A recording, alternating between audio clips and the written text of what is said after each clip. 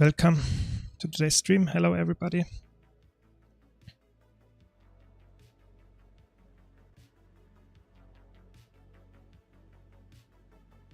Good morning, good morning.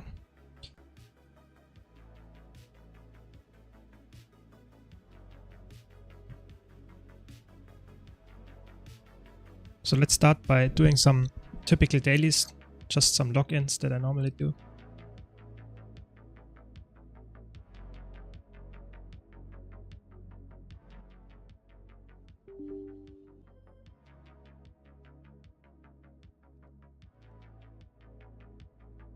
So always recommend, of course, to do this jumping puzzle chest at the end. Gives you a guaranteed Jade Runestone.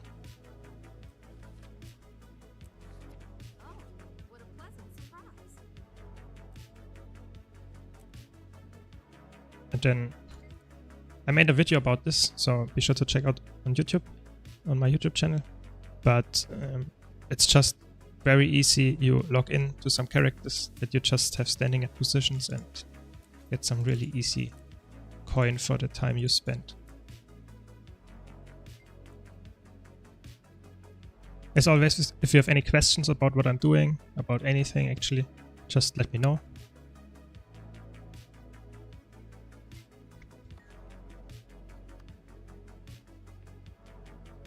So here I'm just giving materials that I have in abundance and that are worth it. You can check that on the fast farming website. Most of the time thick leather is worth it, and if you have a lot of other stuff you can also use it.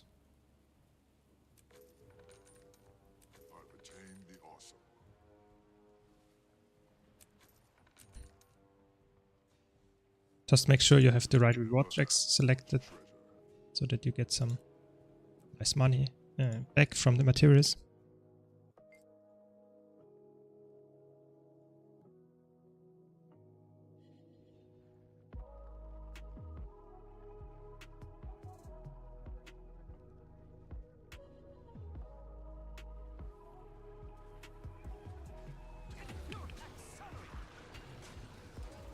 Here I'm doing the hero point because it's really fast and you get 20 airship shards and you get 3 at least of those and maybe even some rare ones, and so you get quite a lot of money just by opening them. It's maybe 30 to 1 gold, 30 silver to 1 gold. It's really good, and you get some airship parts, so you will stack up on those really easily.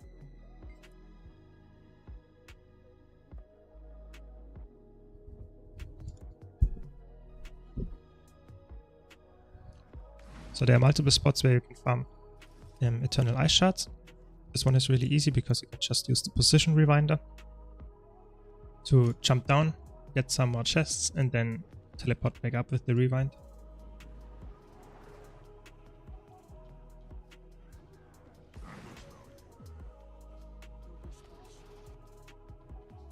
You see, and that you can do on multiple characters. Not this particular one, but there are more spots that you can do then, and that should give you a lot of Eternal Ice Shards as well as those ingots.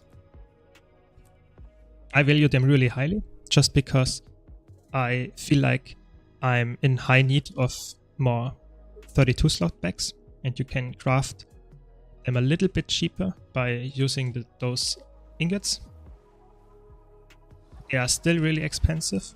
They are still around 200 gold, but it's definitely let's say a little bit cheaper, and therefore in this total sum, if you have make 10 or even 100 of the 32 slot bags, you save quite a lot of money.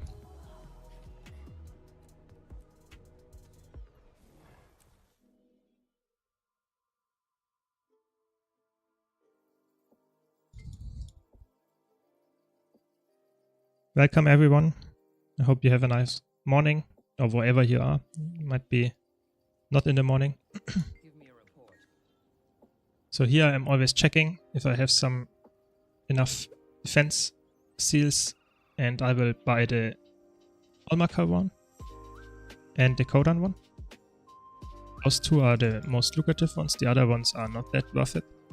And you should always also go to this NPC here, because you can check if he has anything good, and the trade contracts that I have lying around from way back, or bounties and stuff.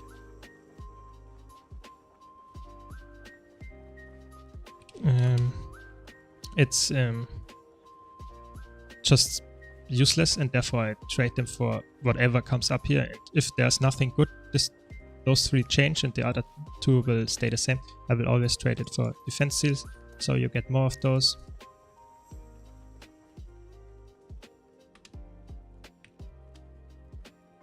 Yeah, so it's always worth it. And you can see if I open it, I will get some nice crafting materials.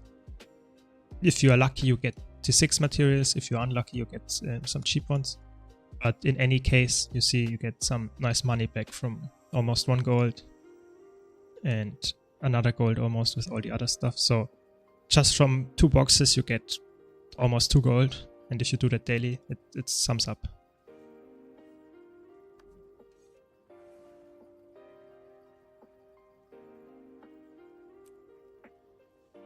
So let's do some strike action.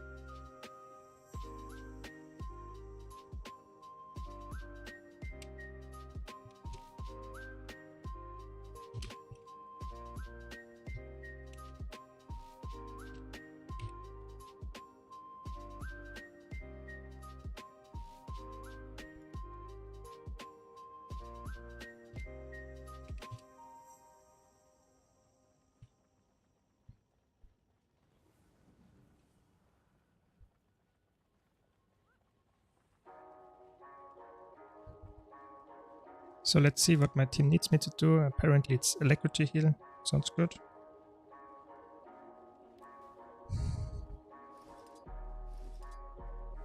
I really enjoy playing Heal Chronomancer. It's such a good build. It's amazing how easy it is to upkeep huge amount of boons and carry your group by having swappable utilities. It's really good.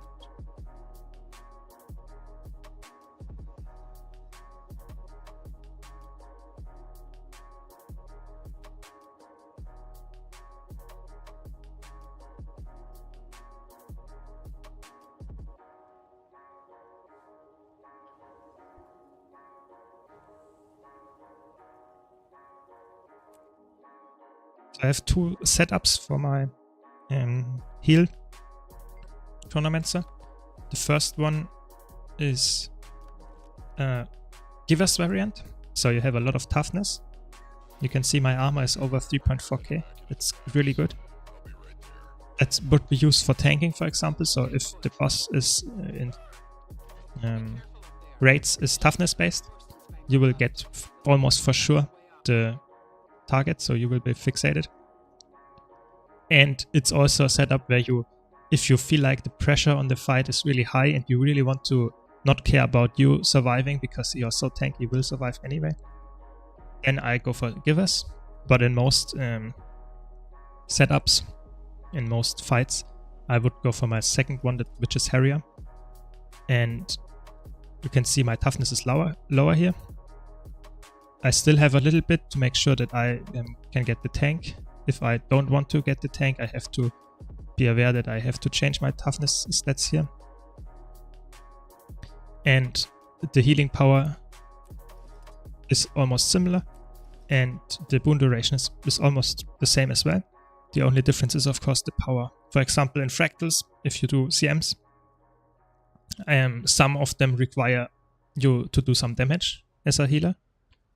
For example, if you get targeted by these weird guys in the Silent Surf Fractal, where you can then only see one person can see this weird guy, that you have to defeat every 33%.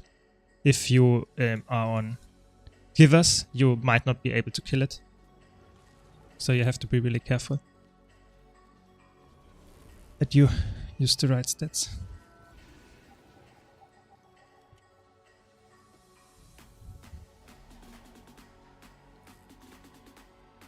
So this strike mission is of course really easy, so I go for Harrier. A little bit more damage might help.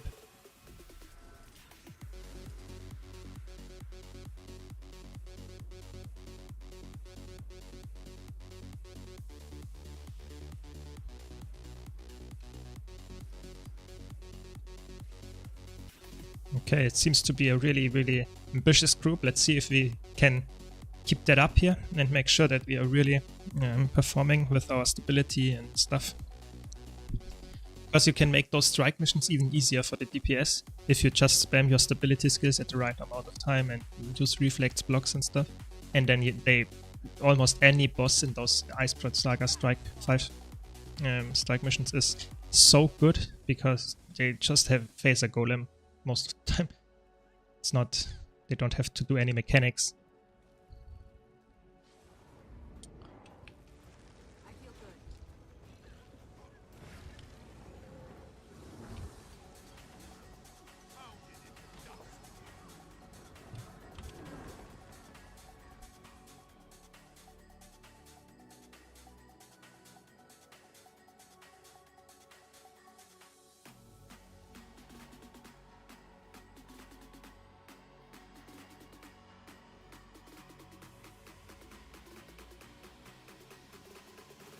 And it's really, I would highly recommend to do those daily. Those Iceberg Saga 5. Even if they are not daily. Because you get the rewards every day. And it's really good how much gold they give. So they give, I would say, 20 gold if you convert everything. Just from doing those 5 strike missions. If you then also do your Dragon Storm, it's actually crazy how much value you get from a few, maybe half an hour.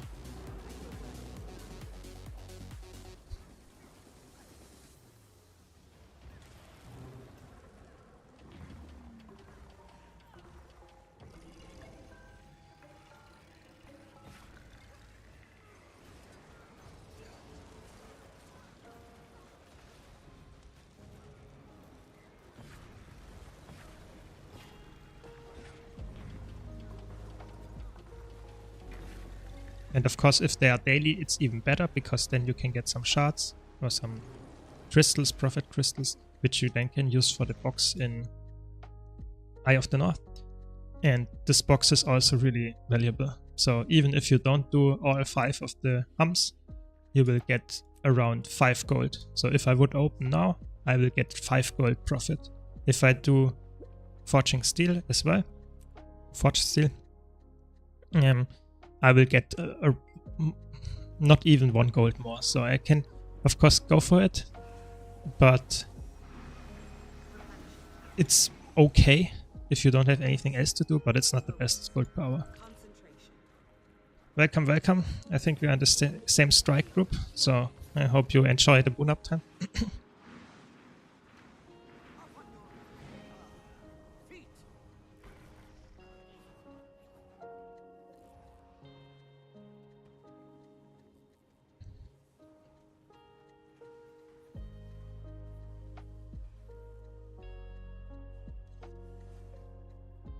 Yes, welcome. So, just explaining some ideas why you should always do the Iceberg Saga strike missions. And it's also a really good place, I don't underestimate it, as a new player to learn your class, your build, because it's really easy. It's not hard at all. And it gives you quite nice gold. You can do it daily. You get better really fast just by doing them daily. And it's also, you know, the first step to getting into raids or other harder 10-man content, for example, EOD strikes or something. So it's, even for new players, I would highly recommend to do this.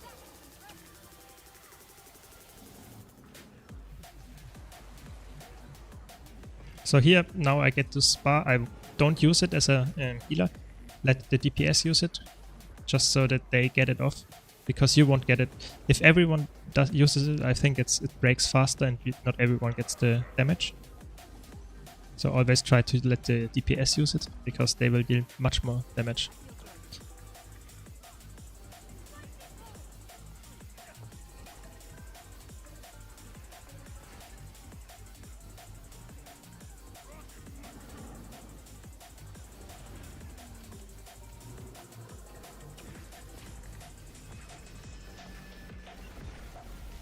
Here you can use it, of course, because there is no break bar.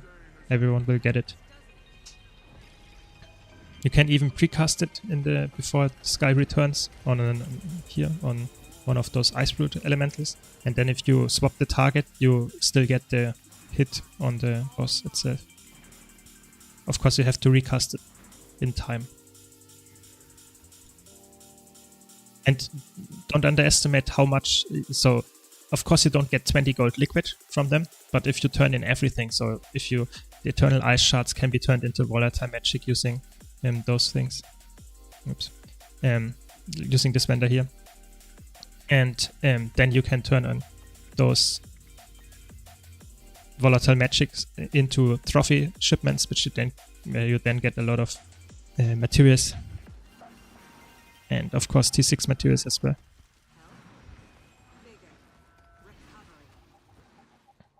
So it's really, really good for gold.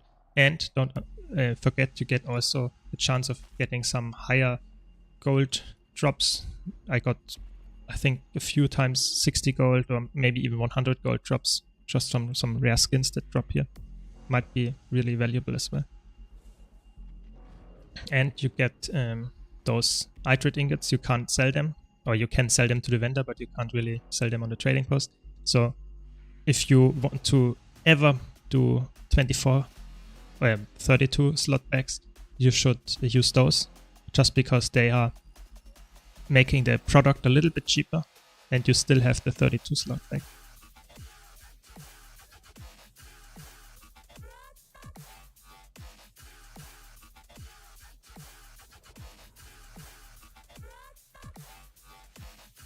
So here it's especially important as a support that you bring stability, just to make sure that the group is safe from the attack of the hammer guy here.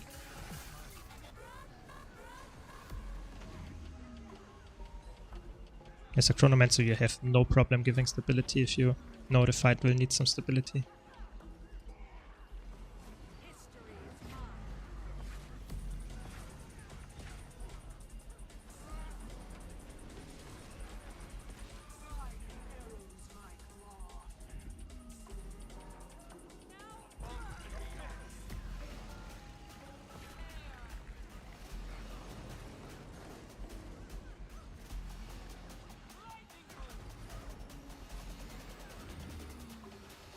See, it's really easy.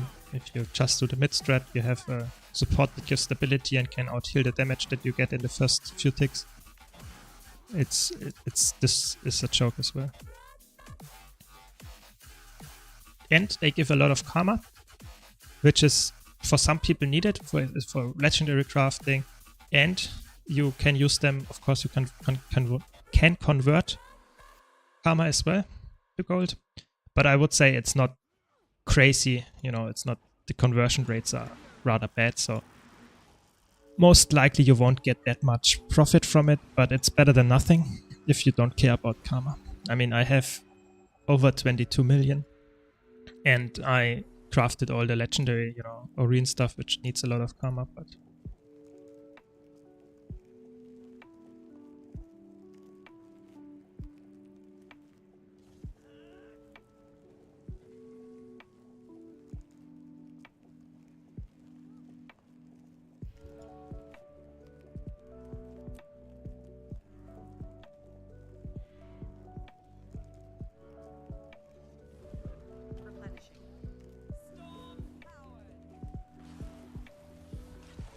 As always, if you have any questions, also about gold making, I know a lot about that stuff. You can always ask. I will try to answer it.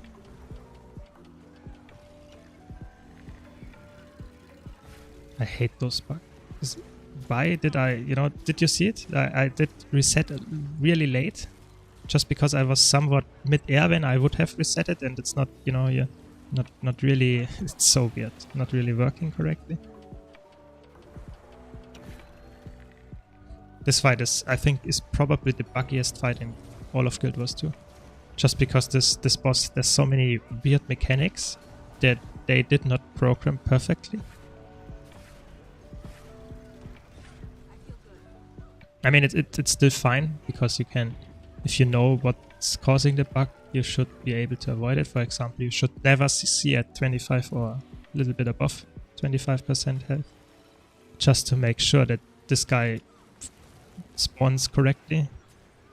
Because sometimes it doesn't spawn at all, sometimes it spawns invisible, and it's also a little bit hard for some classes to do damage then.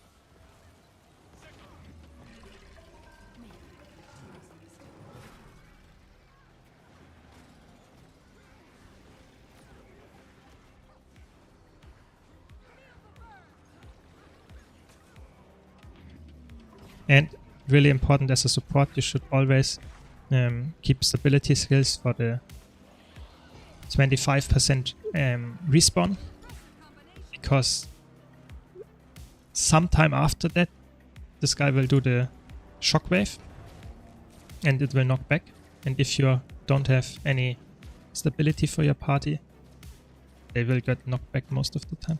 Can someone kill this? That was just in time.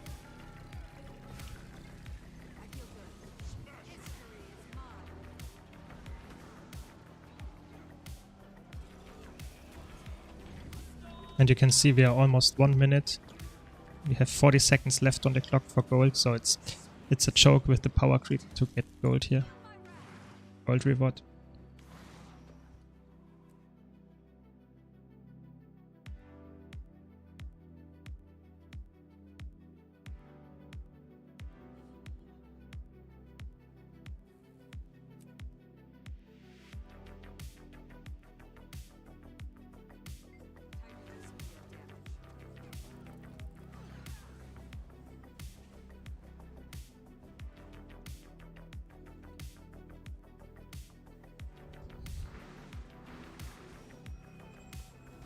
So here it's a little bit different. I go for Signet of Humility for even more CC, and I like also to go for Mantra of Distraction for another instant cast CC. So that we are really, really safe to get the CC.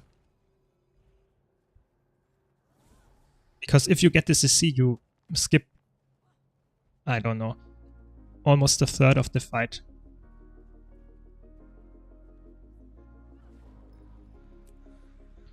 Let's see.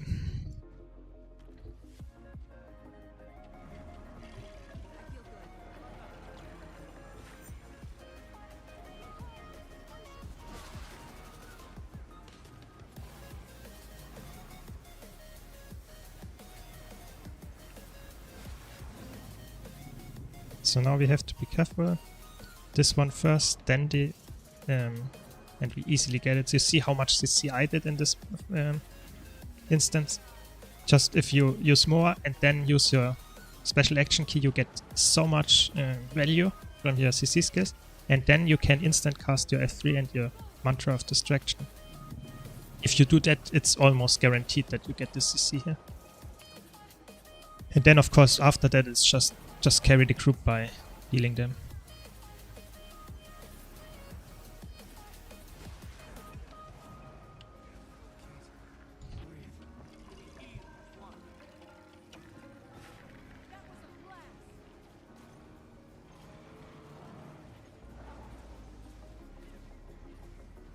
I think if you do it correctly, you can also solo hit this. So really, really nice fight here. We don't have any big mistakes from our party. The only thing, you can't really resurrect people as a Chronomancer because you don't have an instant resurrect or you have some nice resurrection power. You can use feedback with the trait, but you will lose some protection uptime and it's not worth it.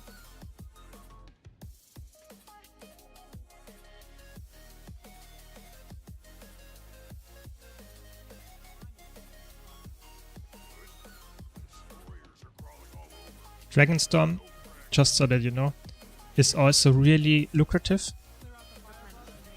At least if you do it fast. The reason for that is you get a lot of defense seals, you get, and I showed you before, defense seals you can get sell on the vendor, and you get, let's say, on average maybe 2 gold or something per day. And just by doing 1 Dragonstorm per day, you will get enough defense seals for 2 boxes.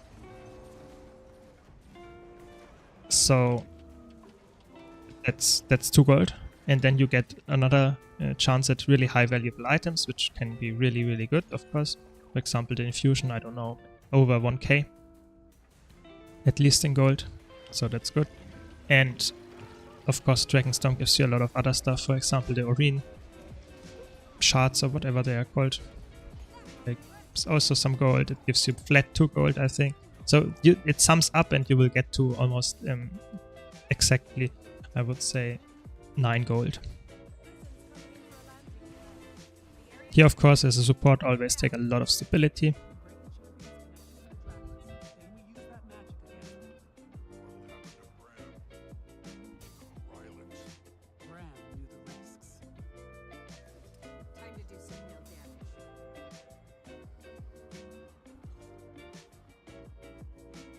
So 9 gold from Dragonstorm, let's say 18 gold or something from my Iceblood Saga 5 strike missions, and we are, how long are we in? 17 minutes, so it's really good. 17 minutes in and already made 20 gold or something, easy. Like I said, it's just once a day, but if you do it every day, you get a lot of money.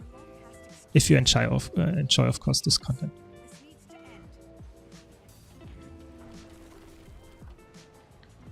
You should always go for content that you enjoy. It's way better to go for something that you enjoy and farm it, even if it's lower in gold per hour, just because if you do something for 2 hours because it's the best gold farm and then you quit, you get only 2 times the amount. If you do something that is a little bit lower in gold per hour, but you do it 10 hours because you like it much more, then it's way more gold overall. So always think about like that. And it's still a game, it's not your job, you know, and therefore you should aim for doing stuff that is fun to you and not the most lucrative. If it's fun for you to do the most lucrative stuff, of course, go for it. But if you just want to have some fun, you should do and try to get gold while having fun. That's the optimal setup.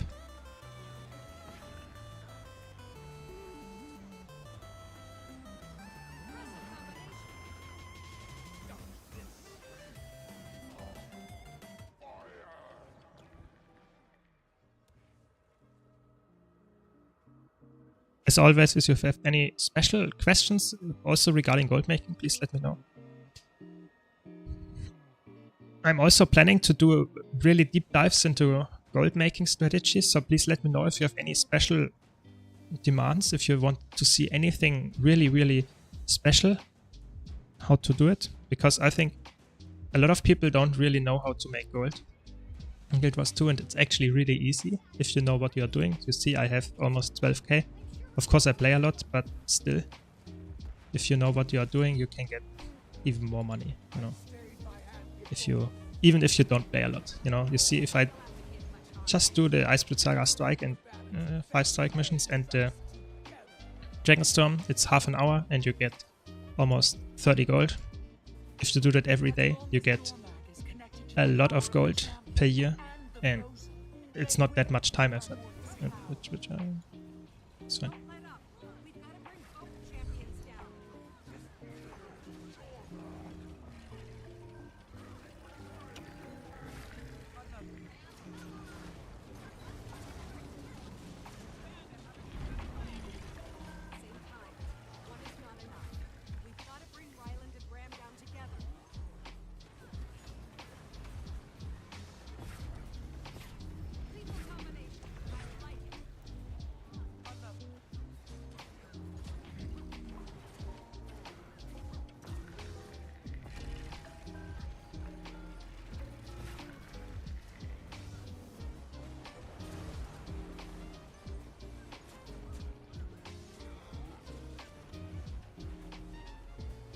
So it's always king, if you want to go for gold, to just do stuff that is daily kept or weekly kept, of course, and don't play like, let's say, 7 hours one day and then you don't play anything anytime after that the whole week.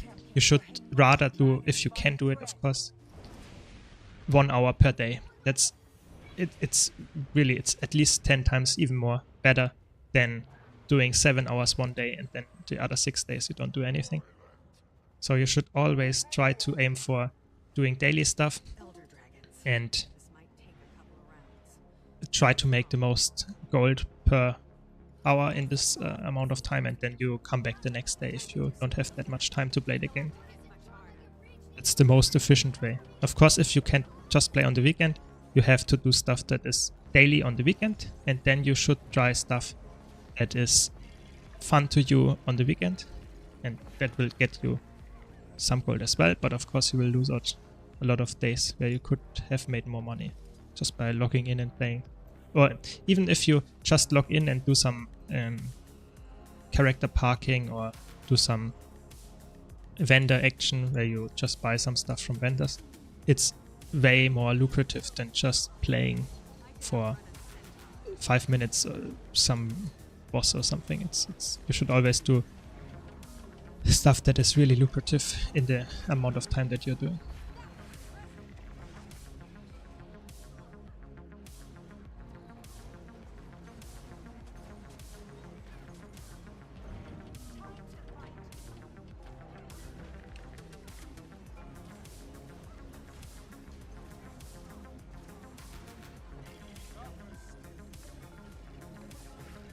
And that's the same for Dragonstorm actually as for the Icebreath Saga strike missions. It's really easy. Even if you're a new player, just got level 80 or something, you can do this if you have a correct build. This fight is also really easy nowadays. And you see, just getting gold is one thing, but of course, if you do 10-man content, you will also get better at playing the game, at least in PvE. And therefore, you improve just by playing content that gives you gold. That's, I think, the perfect condition.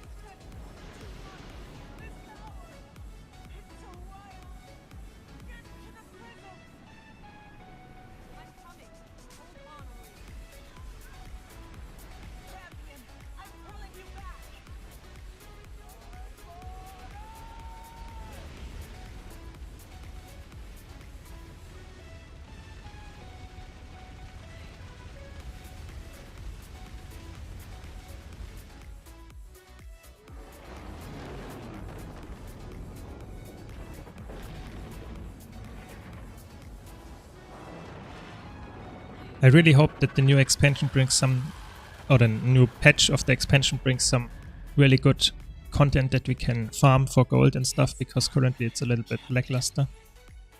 And you see, I got a gift of Roreen, that's rather rare, and it gives you a choosable ascended weapon. If you are new to the game, you will of course want to get more ascended gear, really good. Amazing actually, so couldn't have been that much better. So you take this, of course. Welcome, roaming spirit, welcome. So let's see if we can get some fractal action.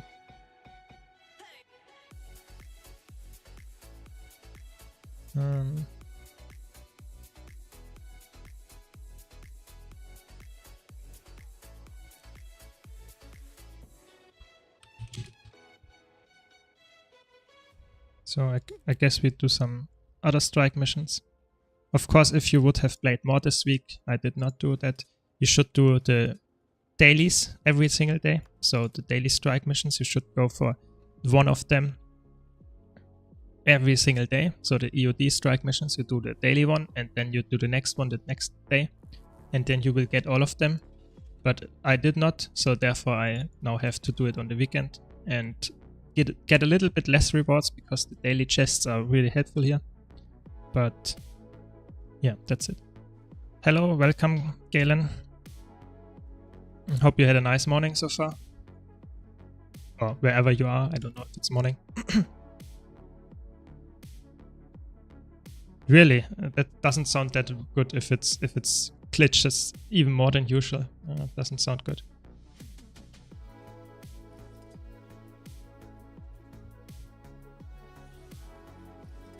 And of course, just a tip here. If you are DPS, you are also, especially in the newer strike missions, for example, Aetherblade Hideout, you should bring a lot of CC. If you think you are DPS and you don't have to care about that, that's just stupid. So always go for CC and drop a little bit of your damage, because the fight will be much smoother and faster.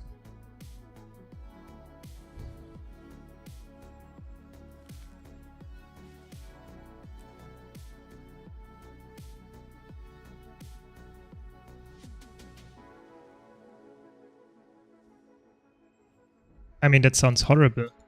Is it just, do they know what they are doing? Or is it just, you know, by chance that something like this happens? Because if they know what they are doing, that's actually really sad if ArenaNet doesn't fix it. If it's by chance, I mean, it's probably something new.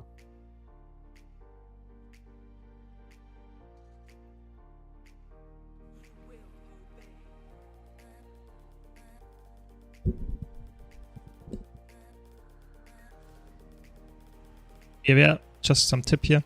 This fight begins and then we will get wound stripped after a second or something, after a short amount of time. So if you're support, you should always wait a little bit just to make sure that you get your boon value up before after the boon strip occurred.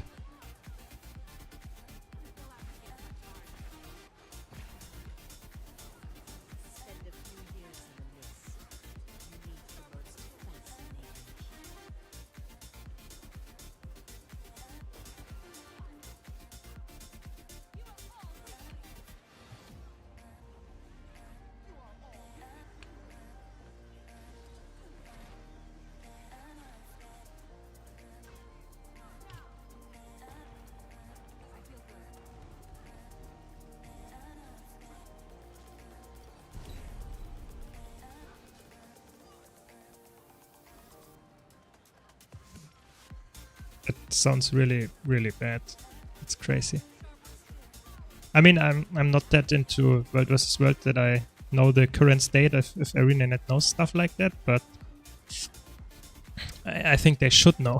I think that's such a game-breaking bug, or at least multiple ones, that they should definitely address it.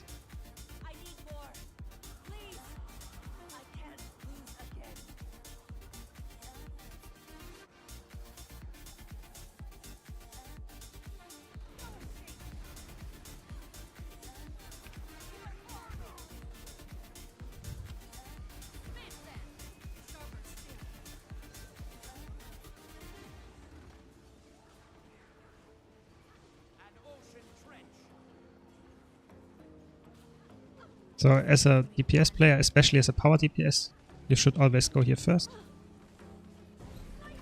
I would say actually only as a power DPS you should go here first. And as everyone else you should go here.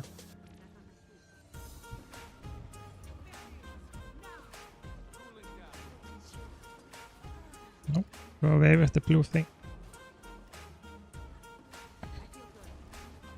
Hey Palentia, welcome to the stream. I'm good, I'm good. Always better on the weekend, I guess. But yeah, very good. I'm hyped for the new patch. I'm really hoping for some good content. And also some new build crafting with the new relics. How are you? How are you, chat? Do you have a good day so far?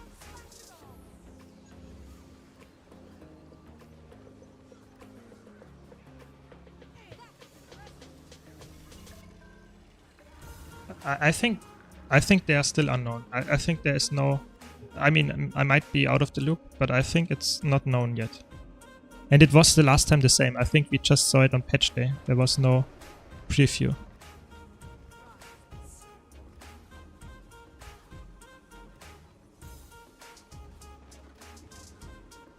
Yeah, I bought actually just one stack of them, just to make sure, because it might also be, you know, it might be a little bit stupid or naive to say that, but I think there could also be another farm so that the gold price drops. And I think it's rather unlikely that it will be more than one stack. Yeah, of course, I think that would be amazing if they would give us more trade lines or more build crafting than just relics. But I think the updates that we get, let's say 4 or 3 that we get per expansion cycle, are not delivering, I think, any combat updates like trade lines or new weapons or even elite specs. I think that's a feature that is only in expansions, and it might not even be in expansions. No, not me.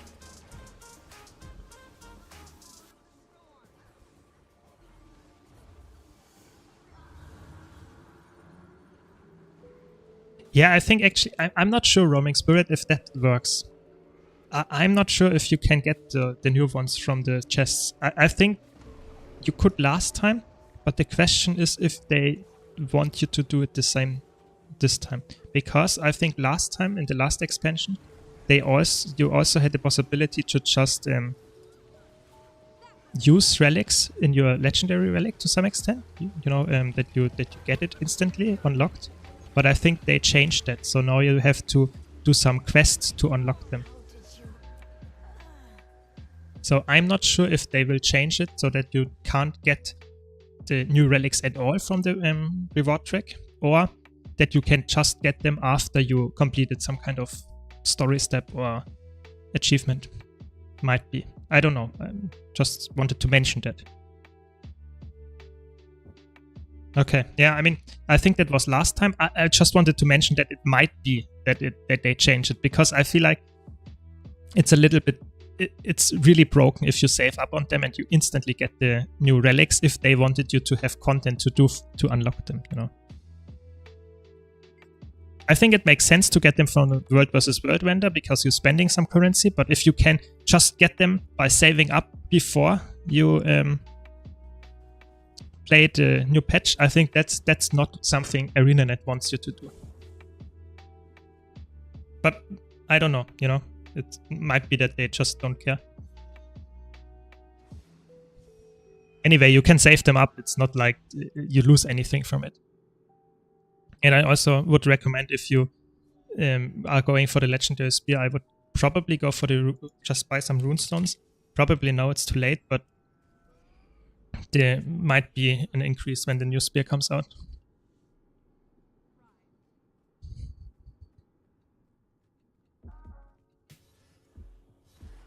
Yeah, I also always have that ready as well. Some World vs. World potions when you could still get them into the inventory. Yes, I still have those lying around just for that reason.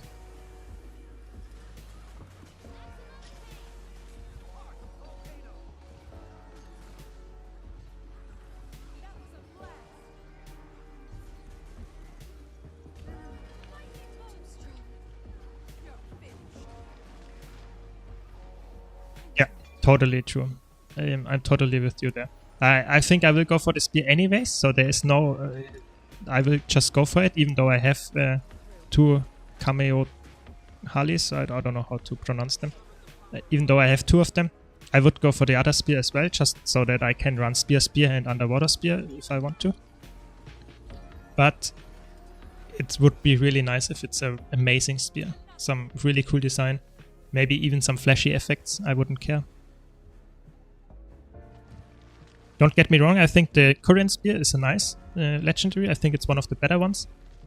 But it would also be cool to go for something that is really flashy and really nice looking.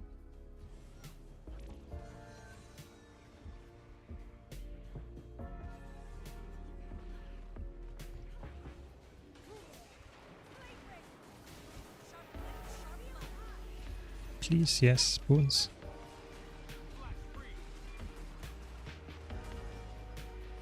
I think my quickness uptime is not that nice. No, I think they actually said it's not a precursor. I think that's what they already told us. And it would also be a little bit weird because I'm not sure. I think it would be okay, but I think it's confirmed it's not the precursor because a lot of people thought that, and it's not the case.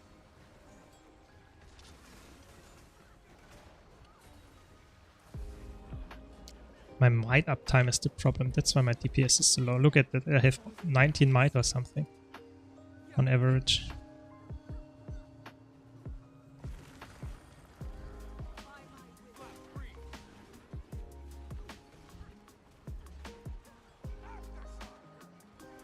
Yeah, I mean, it's interesting. I'm also... Do you think it will be some kind of collection? Or do you think they will just give you some crafting recipes and some, you have to do the hearts in the new expansion and stuff, and then you can buy it from some vendor, the special components? Or do you really think it will be some Astrolaria or Nevermore 4-piece achievement that you have to go for, a lot of collections going? I think it's some mixture. I think they will not go as far as they did there. I hope for a collection just so that we have something to do, and it's really, immersive, and it fits to go for a legendary and not just buy them or craft them.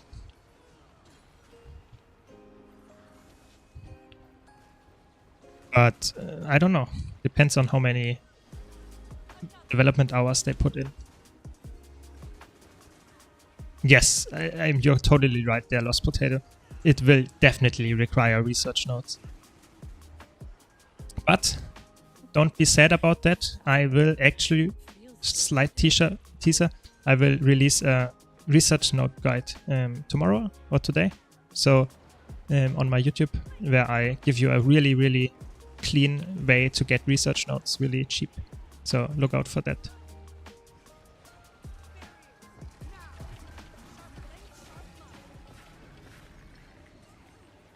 Yeah, I think it's safe to say that it's also requiring some gold, some mystic coins, some mystic clovers,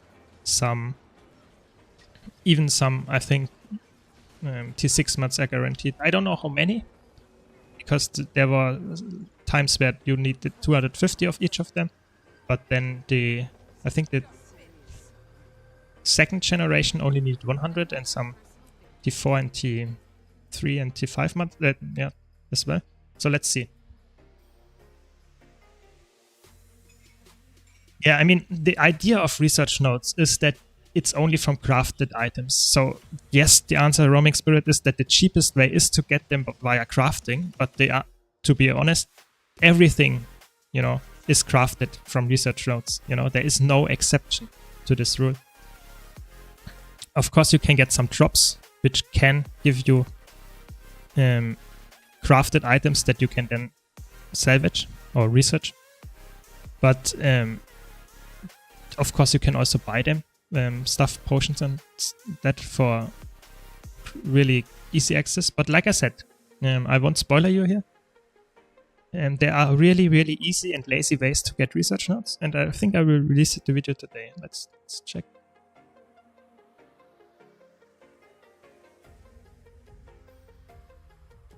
Yes, later today I will release the video. So.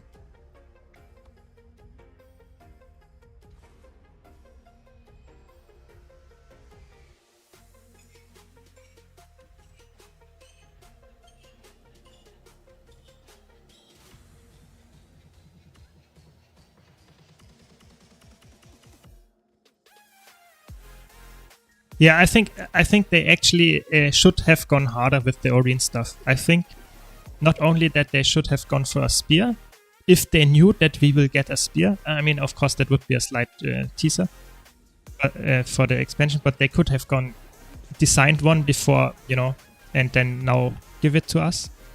But I think that's just not how they work. But I also think they should have gone for some kind of void variant, So because we fight the Void Dragon at some point, or the Void Corrupted thing, that would be really, really cool. You know, if it's some dark design, that would be amazing. I would have gone for it. And it would you could have gone so hard on it. You could have gone and said you have to do all other tiers designs before you unlock the possibility to go for the Dark Void design. It would have been so cool, because then it would be such a prestigious reward, because not a lot of people could get that. I think that would be cool. Of course, I'm one of those rare people that can get it. I think not a lot of people would have enjoyed that. But yeah, I still think that would be really cool. Hello Roderick, welcome to the stream.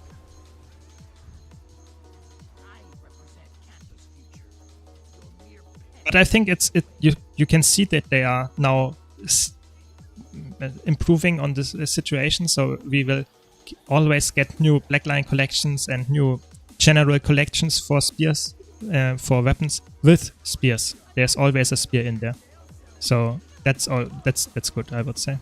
But you are totally right. I think it's a little bit sad that they didn't include some spear for the Oreen variants, because it would have been really easy for them to just use the design of another weapon and make it a little bigger. I don't know.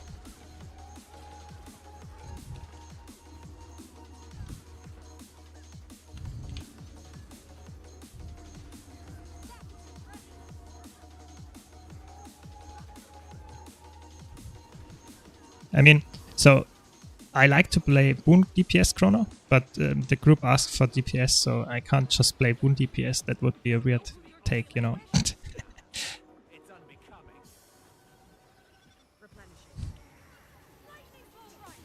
But maybe later. I think I will do Fractals. I can show you Boon DPS as well. I mean, sometimes I'm even on Boon DPS Chrono, sometimes I'm still the top DPS because this build is just so busted. So it wouldn't have been that big of a deal most of the time, but still, you should go for the role that you are asked to, you know, you shouldn't go for something else.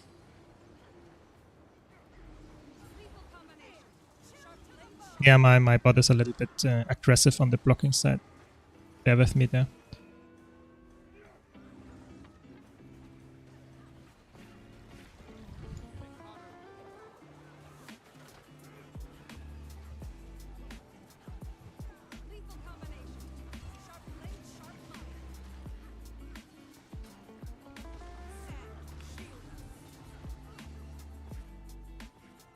Yeah, exactly. So I think Mesmer in general with Spear is really good for Fractals, because you can play Power Virtuoso like I'm currently doing, or you could go for some Boon DPS, Alacrity or Quickness. It's amazing for Fractals. And so I would say Mesmer is probably in the best spot it has been in for years in general, because you have access to amazing heal with the Heal Chronomancer. You have amazing DPS options with Power or Condivert. So it's actually crazy how good Mesmer is currently. I think it's one of the best decks overall, at least in PvE.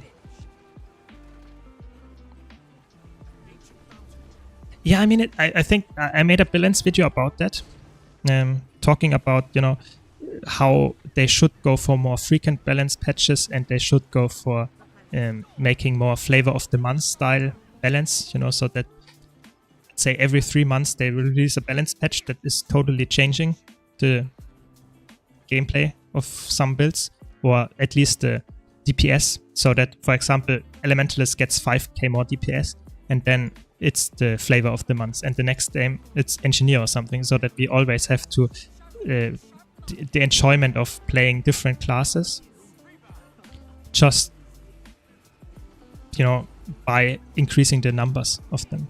Of course, that's a little bit copium, because that's not what they want to do, but I think it would be a good idea.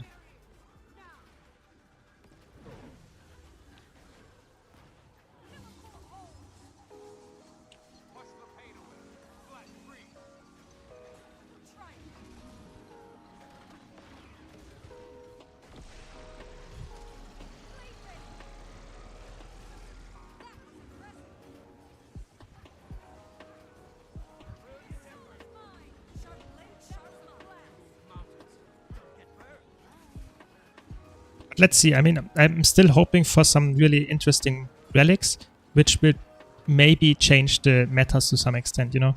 Because if they have some relics, for example, the Relic of Rivers in PvP changed the meta completely, and I think if they could do something like that in PvE as well. But I think it would be way harder.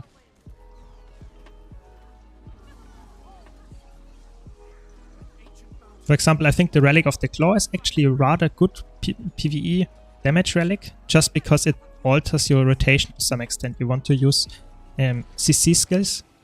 I think that's a cool design in general, that you have to change your rotation a little bit, and also that it requires you to use CC skills with awareness, because at the same time I would say if you spam your CC skills and then a break bar comes up, you get punished for it because you don't have your CC skills. I think that's a cool design, you know, but it's still a little bit boring that it's just a damage buff. It would be way cooler if it's some kind of cool attack or something, you know.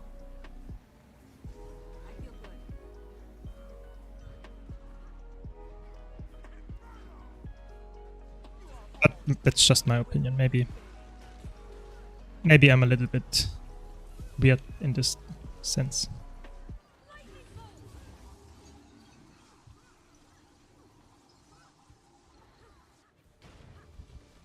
Oh no, they killed each other.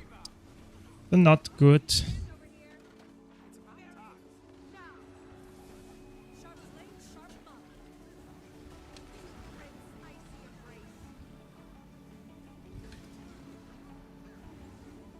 Yeah. I mean, I didn't say Relic of Rivers was a good decision, you know. I just said it was changing the meta, you know. Nice, Heavenfire, really good. I think the birthdays will get even better, you know. So the first one is nice, but I think if you go up in years, you get a lot of rewards. Actually, I think it's crazy how good they get. I think I did not buy a lot of dice. I just unlocked most of them via the birthday gifts.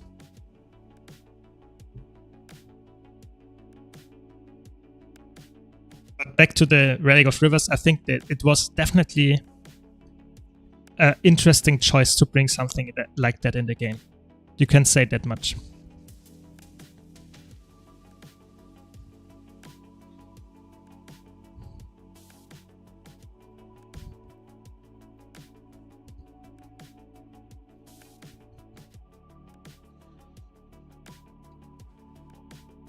Yeah, it's really cool. I think that's a really cool design that they just give you a lot of stuff for free every year on the birthday. I think that's really cool. Also of course the skins. But what I also value really highly, I don't know if you do that as well, but I think the birthday boosters. You know, I don't know. I have, I think, 2 or 3 stacks at the moment lying around. They are so good. You can just keep them up, and it gives so much in every game mode. It gives you so much more value. So it's really, really good. And you get them every single year from every single character. It's really good.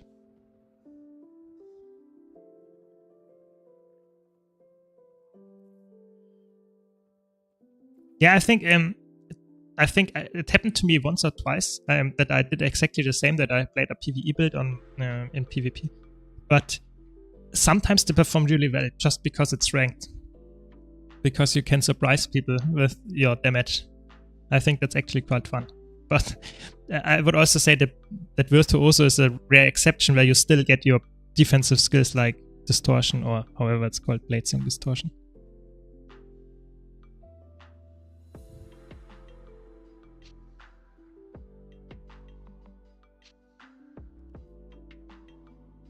Yeah, exactly. And don't forget, next week will be the event, but currently it's also the extra life bonus, which will give you also, currently it's giving you 55% magic find, 55% experience gain, all sources, also world versus world, 33 world versus world reward track, and 33 PvP reward track. So don't forget, currently there's also a bonus, you know. So if you just wait for the bonus, you should also think about currently it's also a bonus, you know.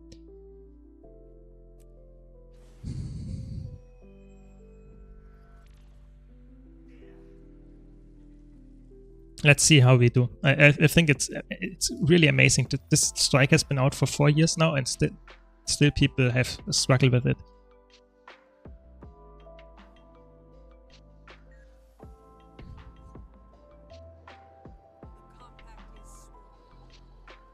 Yeah. I think it's per stack. It's per stack, and you have 11 stacks. It's leveling up the whole community. I think there's no difference. So it's per stack. That's the important part. So don't underestimate it. It's really, really good.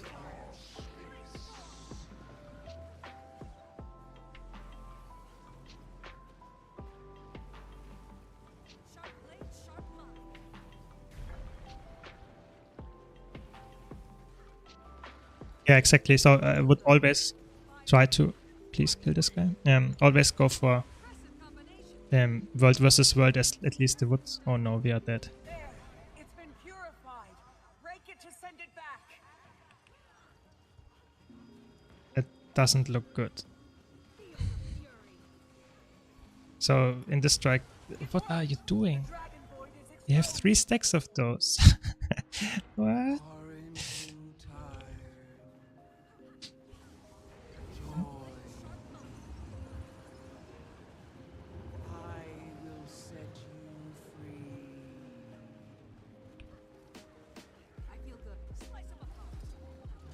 Yes, the repeatable reward tracks are by far the best ones. They give you 7 Mystic Clovers, which is amazing. I think some of them even give you a Black Lion key. It's also really good. It's really, really nice. And at least with the new, let's say, update, you will of course need Mystic Clovers if you want to go for the new Legendary Spear.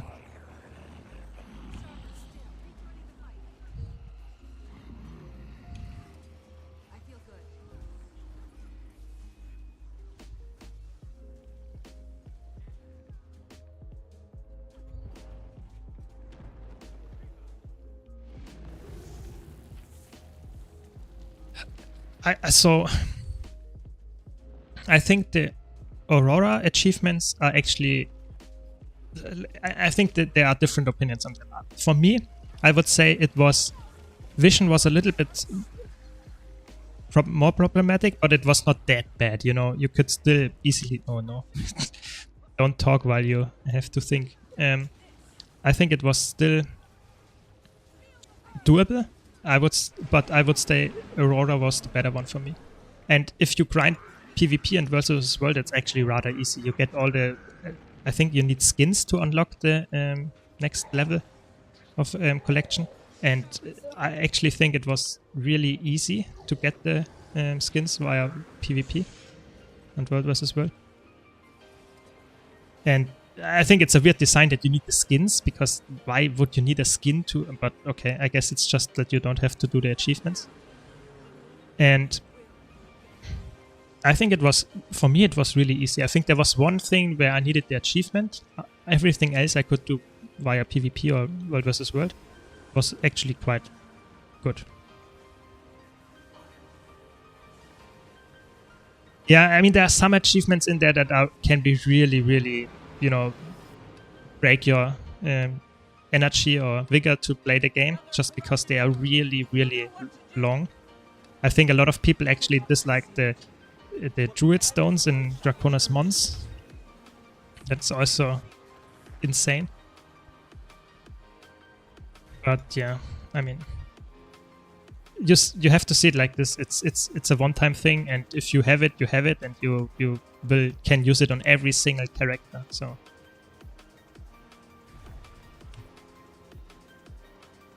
yeah, I guess for me it was fine, but I'm also a little bit more a person that is, you know, I think I will get it in the end. You know, I'm not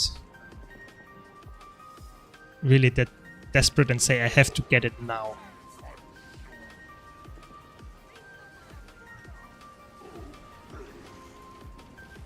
Our might uptime is horrible.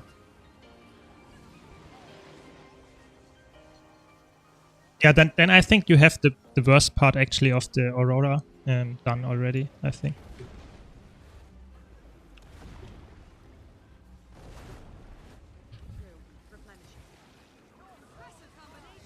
Yeah, I think that's good.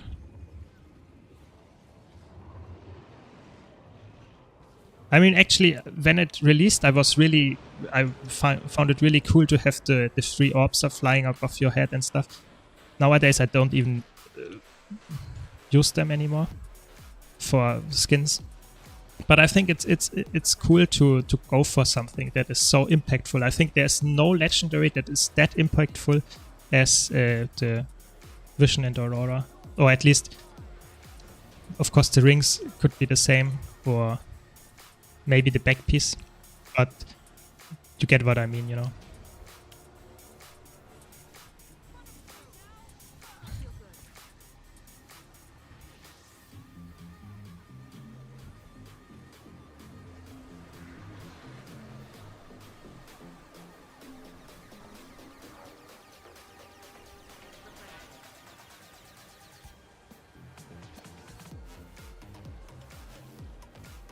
Nice, almost. Yeah, definitely. I think even if you only have 2 characters, it's probably the best legendaries you can go for, you know? Because not a lot of weapons actually are used on 2 characters all the time. If they are different classes, of course.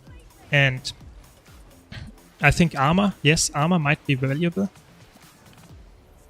But why would you push the ball before the enemy is dead?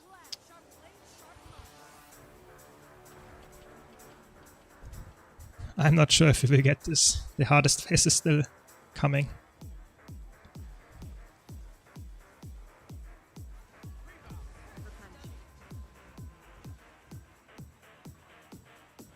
Pets don't push. That's an important part. Yeah, I think. But why is legendary backpack better value than, for example, an amulet or a ring? I think they are all the same. The trinkets are all the same. You can use them on every single character, and for that matter, I would also say that probably the rings, or the amulet at least, they give you the most stats. So therefore, they should be your priority. At least that's my opinion. I don't know. But I think in any case, it's the best value you can get for legendaries.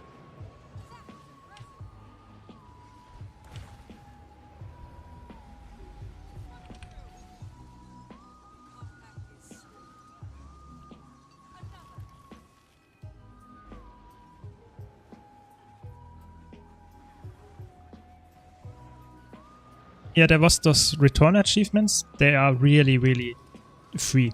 So you have to invest time and you get a legendary for free. I think that's one of the best things ArenaNet have done for the game, you know. You just have to do some achievements to get the free amulet. And they didn't even put any new content in the game. It's actually insane. So a lot of people like this part of the arena, of the, yeah, let's say timeline, even though you didn't have any new content. So it's actually insane. I'm still surprised that they did that so well, you know.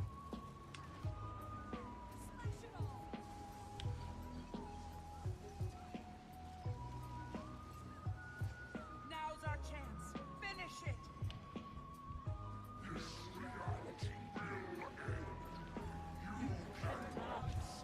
We actually got it. I did not think we will kill with this group, but I guess it's fine.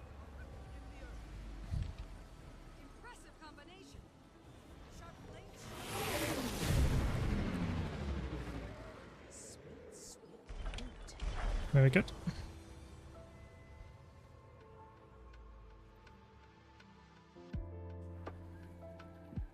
I mean, I think they try to get... yeah, I totally agree that all of the things are what they should be. I mean, I think the trinkets... no, let's talk about the trinkets a little bit more before we get to that other stuff. So, I think the trinkets, all of them, are really valuable. But you are right that the backpacks are a little special because you can actually get backpacks. I think there are 3 legendary backpacks in there currently. So you get from Fractal one. So if you play Fractals, it's really easy. If you play PvP, you can get a backpack. And if you play World vs. World, you can get a backpack. But if you don't do any of those three, for example, if you're an open world player, you will have trouble with the backpack. But that's what they are addressing with the, I think, the second next update. And then there will be a backpack that you can get from the new Living World, open world expansion. So that's a good thing. And I think they should do more of those return stuffs. I think they do return. For example, they do some Fractal Rush, Dungeon Rush, World versus World Rush. I think they do that, and I think it's really cool. I'm always participating actually in those kinds of content. But I think the special thing that they did with this Return to Living World and do the achievements for the Amulet was that you get a legendary out of it. That was insane. Yeah, I'm also curious what you need to do, but it will probably be a lot of grinding the new hearts. It will be grinding achievements in the new expansion. And it will also require probably a lot of annoying stuff. For example, might be that you have to do some achievement 10 times, or that you have to get runestones, a lot of them. And the runestones, if you need a lot of them, they will spike in price for sure. Yeah, so I think there will be a lot of grinding for the backpack, like for example with the rift hunting armor and stuff. But I think that's fine because you can get it then purely by playing open world. I think that's good. Yeah.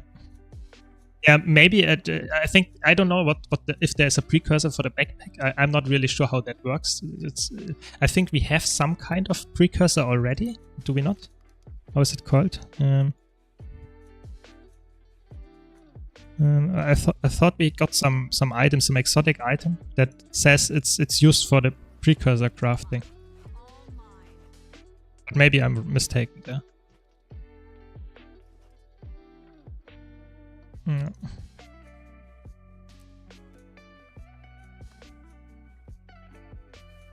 Yeah, so let me quickly clean up my inventory and then we can go to the next.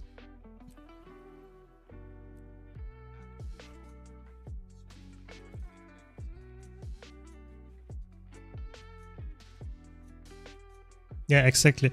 I'm not sure if it's the end precursor or if it's the first step of a precursor, because they also did that you have to do the first one and then get the next one and another one, so that you iteratively increase, but let's see.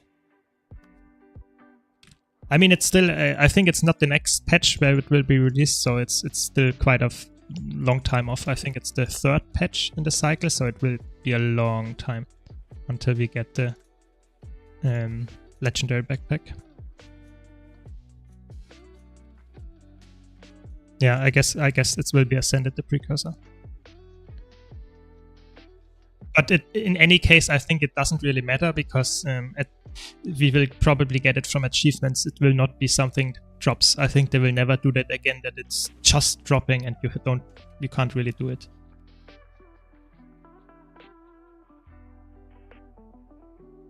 Yeah, exactly. I think it's totally fine. I think it's actually good that they have some kind of schedule that not all of the legendaries are at the same time. I think the only thing that I would change if I were them would that on release there should be a legendary, so that people have something to go for. Because currently it's a little bit, what exactly are we doing after we completed the maps for the first time? What are we supposed to do? Do the daily hearts? It's a little bit boring, isn't it? So I don't know.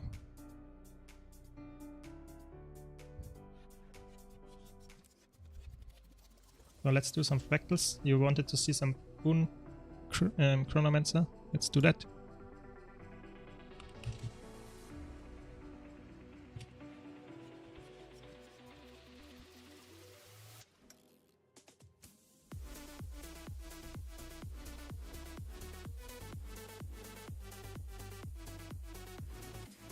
Yeah, but I think that's really cool, I think that's one of the best things you can have in an MMO, to have a lot of stuff to do, It would be really sad if you play an MMO and after a few months you just are done with everything. That would be really boring, wouldn't it,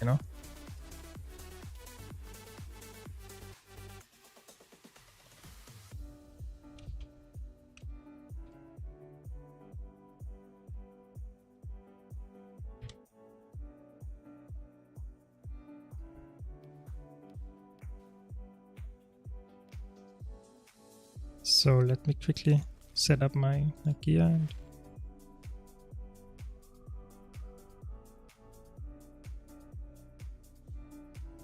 okay.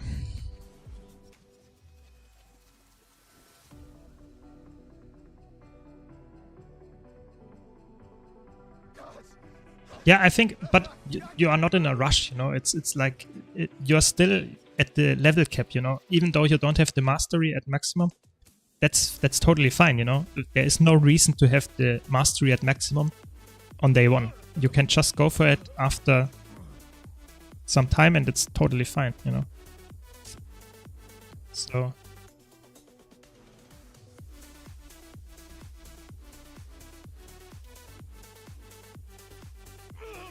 exactly, that's really good. That's really good. Yeah, I like this one.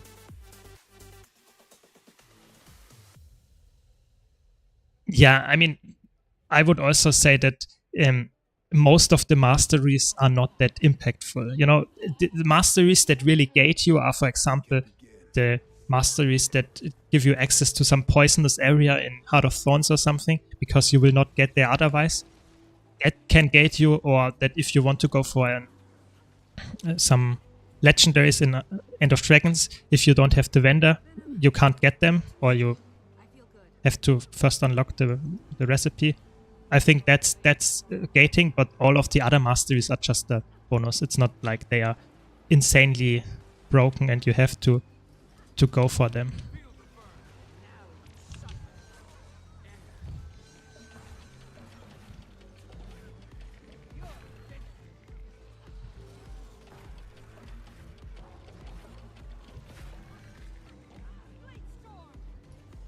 I have to concentrate here for a bit. I can't read the chat right now because this fight is... If I look away at the wrong moment, then I might die because I didn't look away in the game, you know. Don't want to grieve my group here. Exactly. I think there is no content in the game. I think that's really important for new players to understand. There is no content in the game that gives you the need to play to get ascended. The only exception to that rule is fractals, if you'd want to do T4 fractals, because you are gated by agony. All other content you can just easily do in exotic gear. There is no need for ascended gear at all.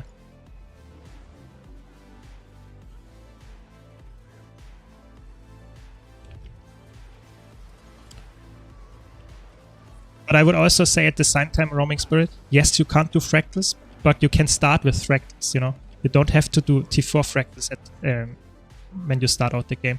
And if you start out with T1 and go up to T2 or something fractals, you actually will get ascended stuff.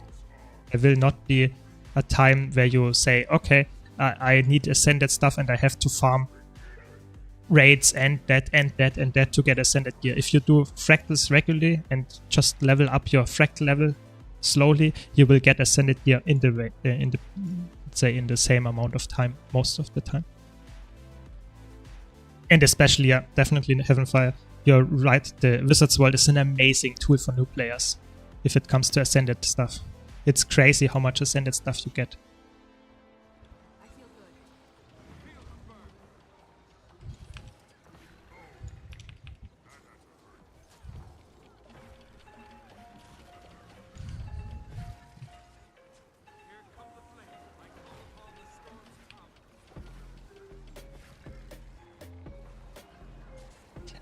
I really hope they will do some account-wide agony infusions. I really hope they will do that. But if they will do it, I don't know if they will ever do it. If they do it, I think it will be an expansion feature. There is no way that they will just release that randomly in the game. I think there's no way they will do it. Because it's such a big feature, it would change the whole, I would say even economy, you know? Because it will also change how the infusions like the Chuck or the confetti infusions will be used, you know, because it's account-wide. So you can, is there some kind of skin unlock system, or is there some different? So I think that will change the game if they will do it, and it's like a typical expansion feature.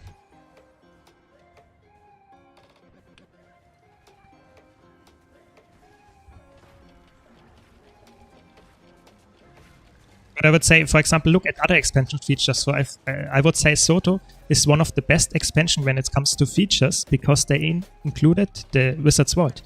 It's such an amazing tool, not only for veteran players, you know, because you have so little to do for getting so much gold. You get access to legendaries, which is also really good for new players because you can get the starting point of your legendary journey. You get almost half of the gold value just by buying the legendary starter kit. So I think that's amazing for new players. I think that was one of the best, if not the best feature they ever introduced into the game. At least in my opinion.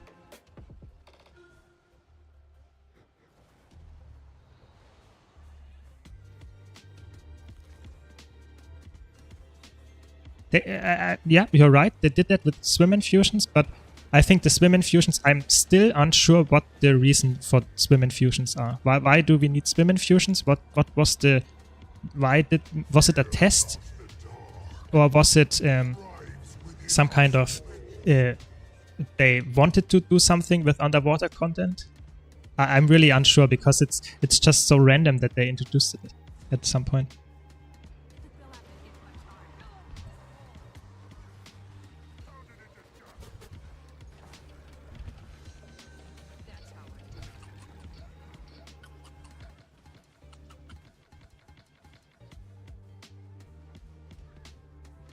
Yeah, exactly. So even if you're a new player, you can get legendaries now, which was really hard to get. And the Wizard's World is amazing to get new gear and even Ascended and Legendary. It's really good. It's such a good feature. Even for me, you know, I don't really have any need for Legendaries anymore or Ascended gear because I have everything. But still, for me, it's a really good feature because I can get gold. I can see why new players like it. I think I would... Every single day, I would decide to go for something like that instead of a veteran-focused endgame feature.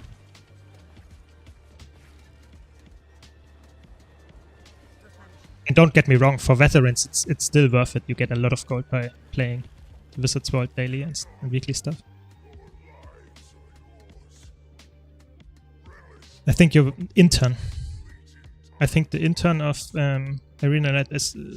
I think the interns of ArenaNet actually did a lot of stuff. For example, I think the Freezy Strike mission was also one intern that did it. And it's actually one of the most exciting strike missions you could play with the ball and the lasers and stuff, or the ice beams. I think it's really cool. And also, I think the Super Adventure Box was to some extent made by interns. Or at least the ideas came from them. I think that's really cool. You have such a big influence on the game, even if you are not a full-time developer at ArenaNet.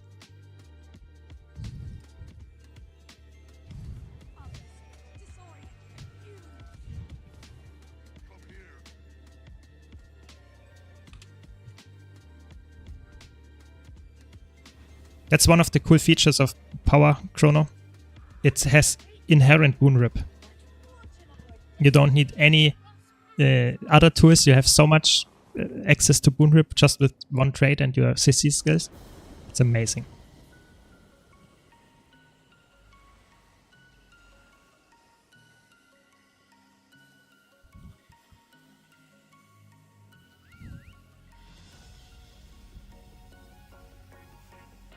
So I was talking about how much gold you can get from doing your instance content. So fractals are by far the best content you could do daily. So if you do the CMs and your T4 fractals, you will get 40 to 50 gold. It's amazing. So you should always go for it if you are in the range of, how's it called? Gear and experience that you can do it.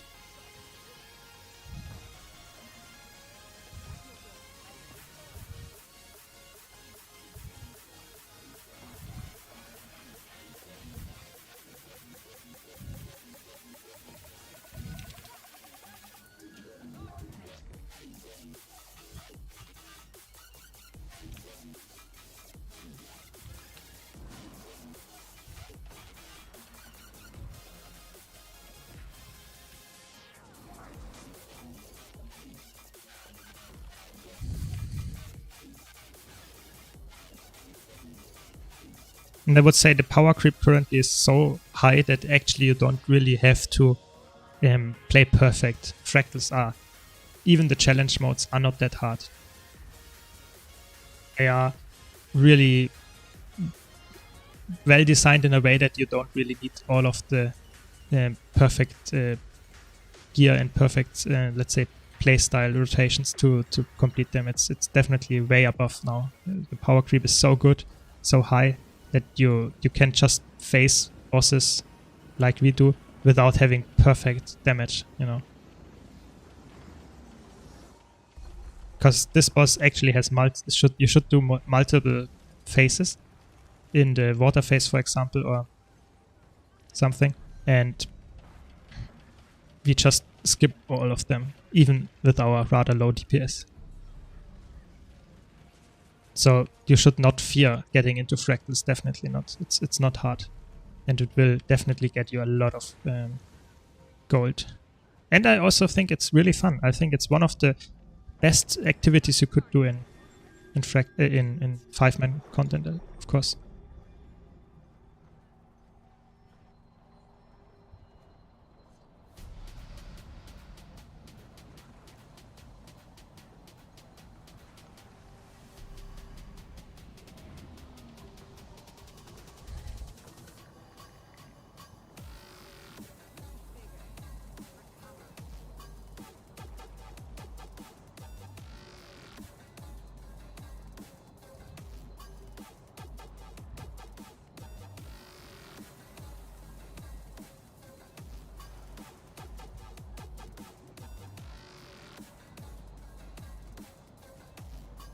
I'm also really excited about the new fractal they will release in the future.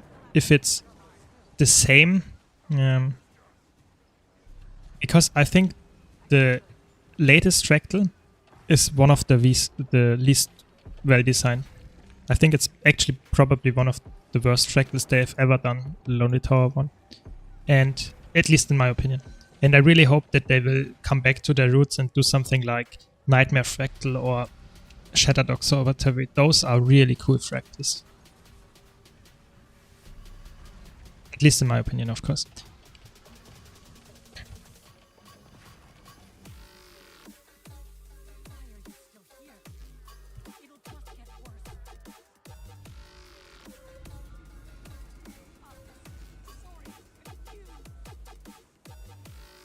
Yeah, I think the, for example, even the Silent Surf fractal, you know, is the Silent Surf fractal is just very unexciting, you know. There's nothing happening for you play 10 minutes and then you are done, but it's just boring. And I really hope they will just make some new content that is somewhat interesting to play, you know, and changes over time, and it's not 10 minutes of the same fight without any changing mechanics. It's just boring. And I'm really not sure if it's the way to go to do no trash mobs, you know, and just do fractals like only boss fights. I think that I'm not sure if that's the way to go, because I actually enjoy also doing some skipping or some LOSing of mobs, and then you have to kill them and you don't only fight the boss. I think that's you can do that in raids and strike missions, but not in fractals. I think that's something they should, at least, you know, the last 3 fractals were like only a boss fight in challenge modes, and I think they should just, you know, variate and do some different stuff as well. So next fractal will also include some trash mobs, and then the one after that might just be a boss fight again. I think that's fine, but not make it like it's always the same.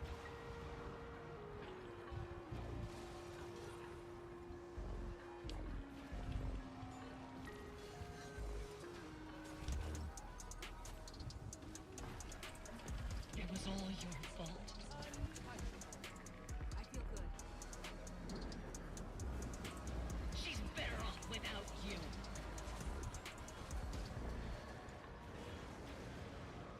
You're worthless.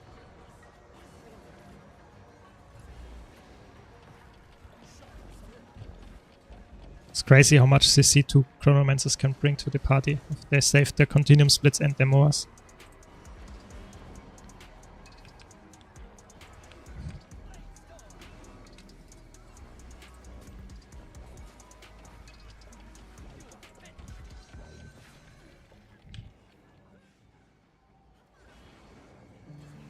Yeah, I think the first few fractals that you encounter, especially at the start of the game, are really cool. I think they are something really different, you know. You don't get it in normal. For example, if you look at the old fractals like Urban Battleground, the Dredge Facility and stuff, you get a lot of cool stuff, puzzle-like gameplay that you don't get in any other content. I think that's actually really cool, and I think they should go back to some way of this, you know. That it's not only like a 5-man strike mission. I think a 5-man strike mission is nothing that anyone wants, you know. It's not special. Why wouldn't you do a strike mission then if you want strike mission content?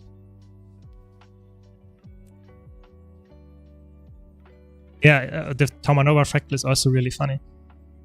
The Subject 6 or what it's called.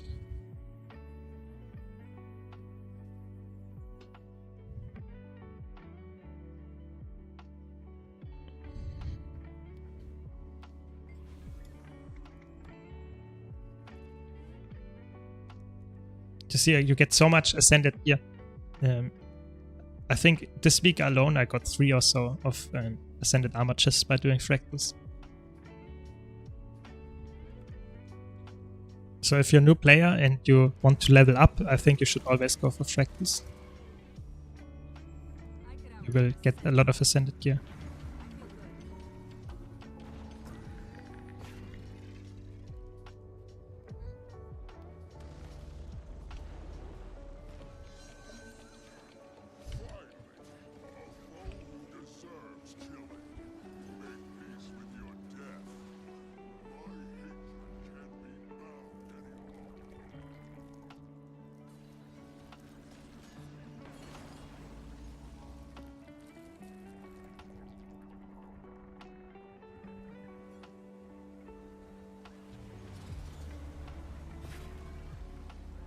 I think overall, my favorite fractal is hard to say which one is this, but I think my favorite challenge mode is probably Nightmare Fractal, just because it's such an iconic fractal for me, because it was the first challenge mode ever released. I think that's a really cool one. But the favorite fight that I have actually is probably Arc. I think the Arc fight is so fun. It's a little bit phase heavy, and it's really power grab nowadays, just because you skip a lot of its mechanics. But I would say it's one of the most interactive fights. You have to look away, you have to do some orb, let's say, dodging. You have to do, you have to be aware that the ground can fall apart. I think that's a really cool design fractal. You have so much mechanics to keep an eye out, and you still can do a lot of damage. And it's also combining a lot of mechanics from previous fights. I think that's also cool. I think that's probably one of the best fights they have ever done in Guild Wars.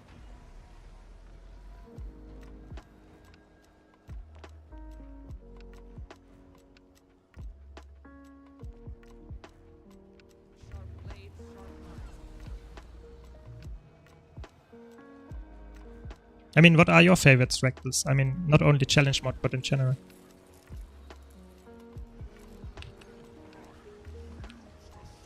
I think it's hard to say if I had to judge not only from that they have challenge mods, but in general fractals. I think I like the crawl fractal, the volcanic one. I think I like this one probably, or the snowblind. I think both of them are really fast, they are really fun. I think the snowblind, if it would have some really cool starting event, it would probably be my favorite, but the first part is really boring.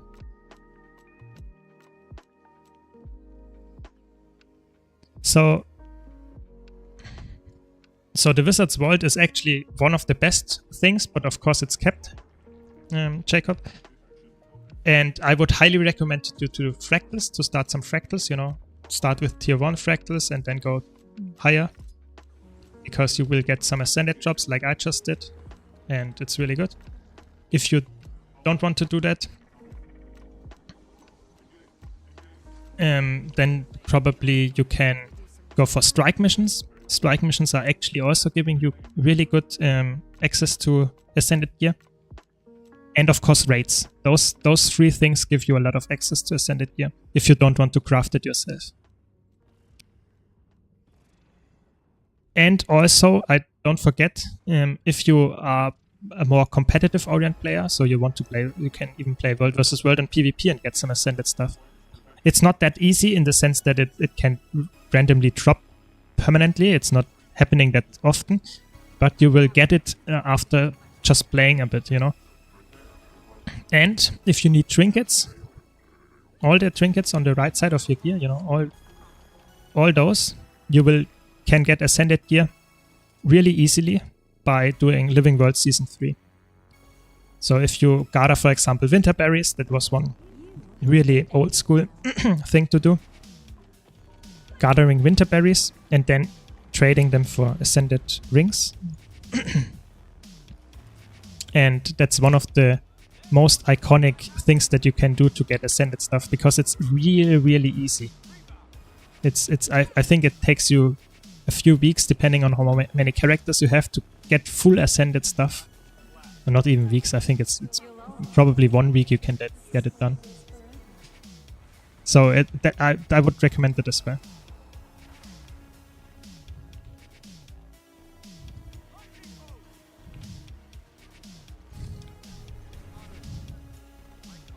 Yeah, I mean, chat, do you have any other ideas how to get ascended gear? I think that was the majority of ways you could get ascended gear. So there are a lot of ways to get them. You should just get the ones that you enjoy the most, you know.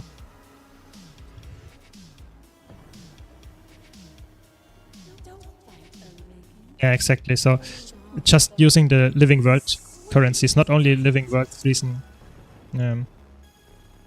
3, but also Season 4 might be worth it.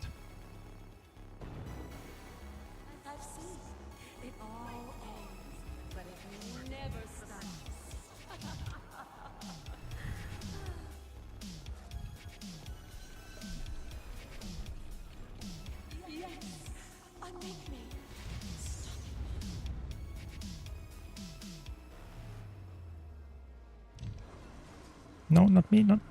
Yeah, very good.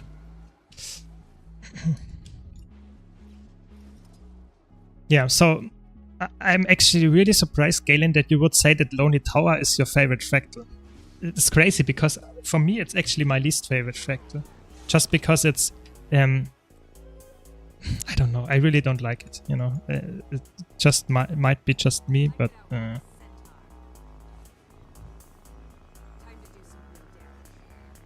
And yeah, I would say, yeah, I think Molten Boss was actually such a joke before they reworked it. So before they reworked it, the Molten Boss fractal actually was just consistent of the end bosses of the two. You know, it was just such a joke. Nowadays you have also to do the pre-event where you have to skip or not skip, but you have to kill or skip the mobs. And I think the end bosses are really cool. I think the skip event is okay. It's not crazy. It's not like, I would say it's my favorite fractal just because of the pre-event. But I think it's good. Chaos Fractal is also really fun. I think they just reused all of the assets. I think there was no fight that they did not reuse. Maybe the end boss fight, but I think that's fine. I think the fractal is also one of the better ones. I wouldn't say if it's my favorite fractal, but it's really fun.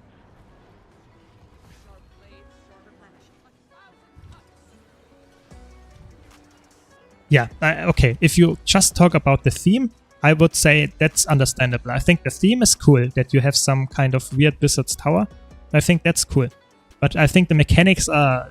I don't really like them. It's not really Guild Wars gameplay, I would say. But that's just me, you know.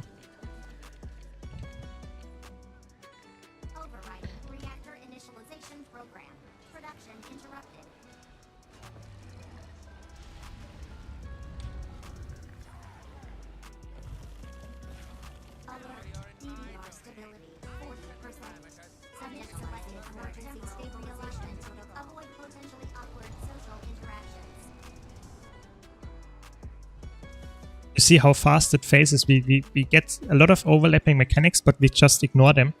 I think that's a little bit sad, you know. But in general, I would say this fight is my favorite boss fight in Fractals.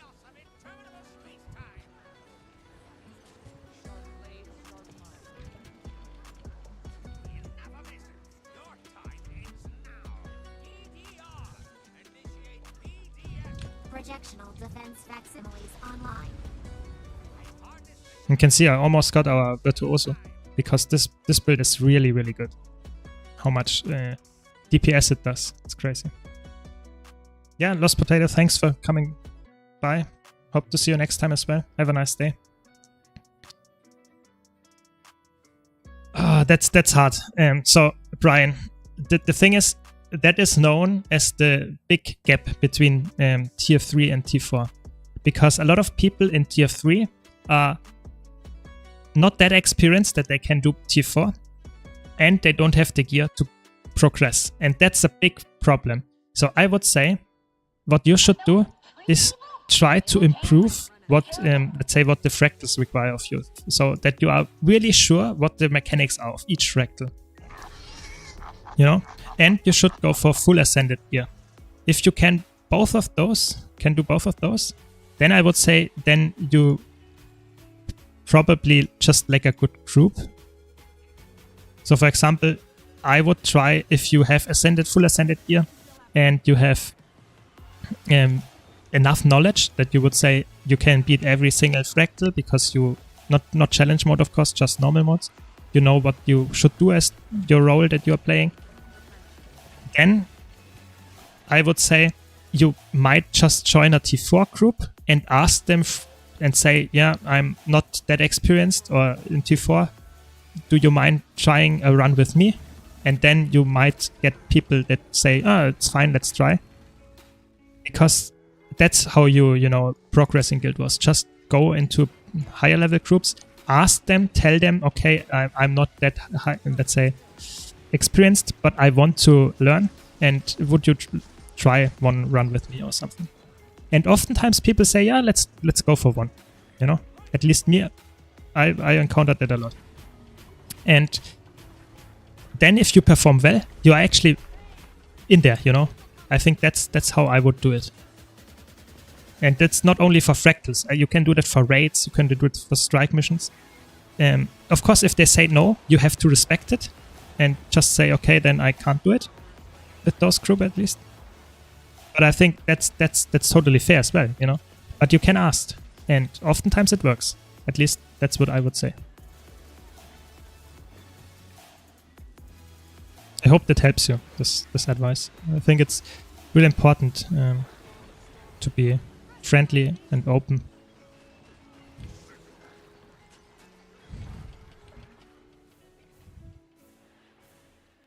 So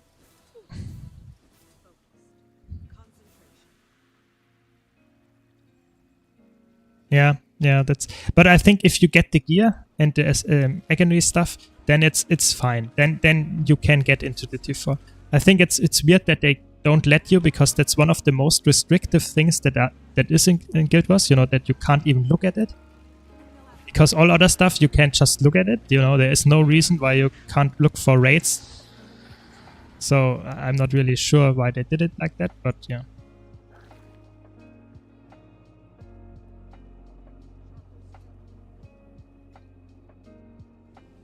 But I would say, if you are tier 3 and you don't have enough agony resistance to do tier 4, I would say you should stay in tier 3 until you have enough agony resistance. That might be a little bit of a hot take, but I would say that's quite important, just to make sure that you really don't grief your group, you know.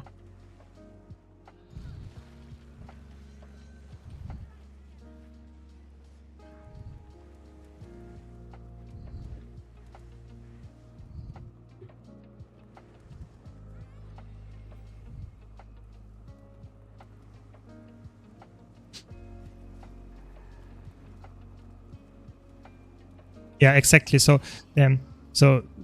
Deuce is totally right here. So you can just get to some fractal discords or raid groups discords and ask there nicely.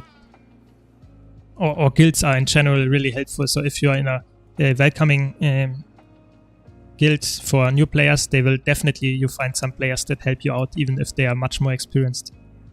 I think that's the way to go, because oftentimes you just need a community. I mean, it's still an MMO, you know. An MMO is made to play with other people and talk to them. I think that helps a lot. No, so Galen, I would say that's a relic of the past. I would never do those bandit bounties. They are just old, outdated. You wouldn't do them. It's just not worth doing.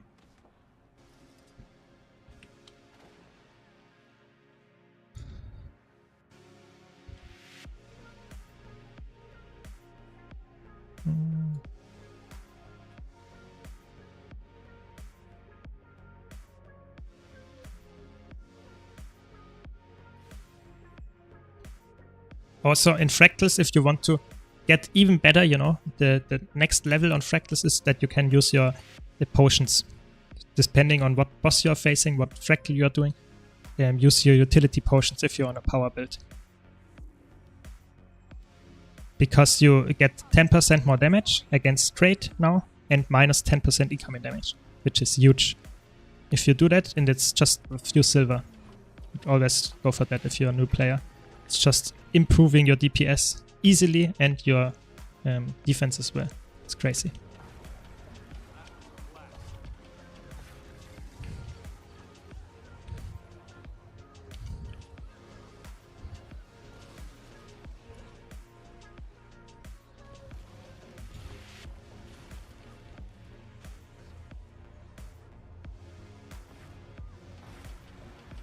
No, my wells.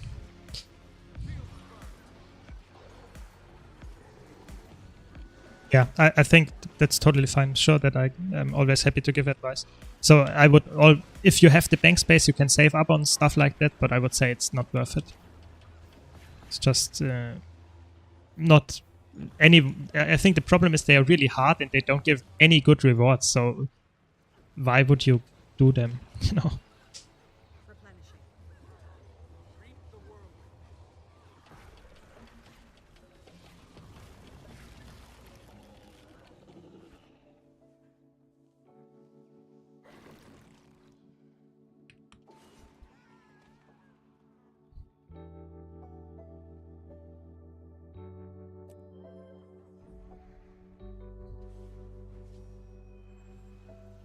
Yeah, if you have any questions, please don't be shy. I will try to answer them as fast and as, you know, extensive as I can. So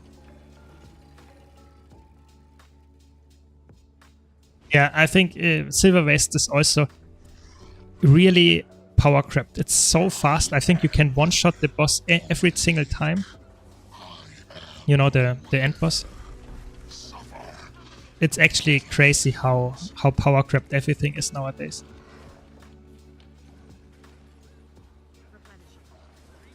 I mean, it's still worth doing, especially if you are if you don't have all the expansions. I think the Silver Wastes is still rather lucrative. You should do it if you want to do some, especially if you have. I think it's a core feature, so you can just play it if you have the core game. And actually a lot of people are still doing it, or at least some people. And therefore I would say it's a good gold farm. It's not the best, of course, but it's good enough, especially if you only have the core game, you know. So currently I'm playing Power Boon Chronomancer, so quickness. But I have released a build guide yesterday on my YouTube. You can check it out. It's an in-depth guide about how to play it, what rotation to do, what gear to use. But it's extremely strong. It's also really fun. It provides a lot of value to the group by giving either quickness or alacrity. Deals a lot of damage. You can see I'm almost competing with our third DPS slot, just because my damage is so high. And you also have amazing tools. You have all your utility skills are free. You can swap to whatever you like. You can use portal, you can use blocks and stability. It's really good. And one of the most important features of this build is actually that you have access to a lot of boon removal just baked into your kit, which especially in fractals is really strong. So that's why I would highly recommend you to check out this build if you, let's say, are a Mesmer fan like me.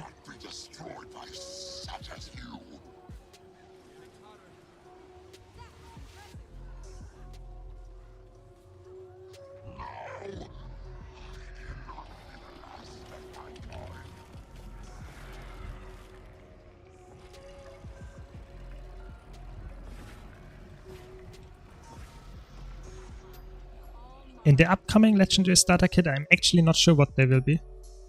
And if you would know, you could invest into, you know, that you sell every single precursor legendary that you wanted to make of those, because it will for sure drop. You know, the prices of all the legendaries that were in the Legendary Starter Kit were highly decreased after they released it. So if you would know, you would tell people to sell them really fast.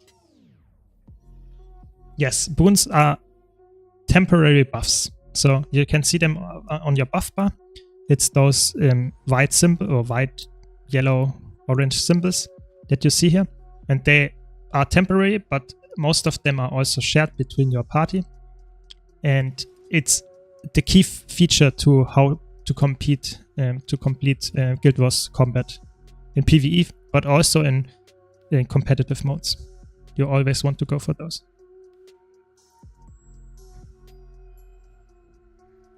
So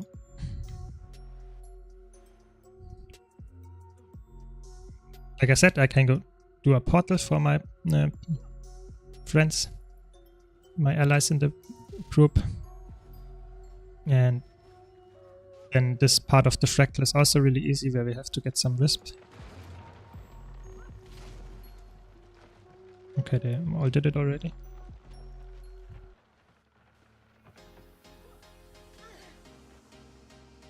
Never mind.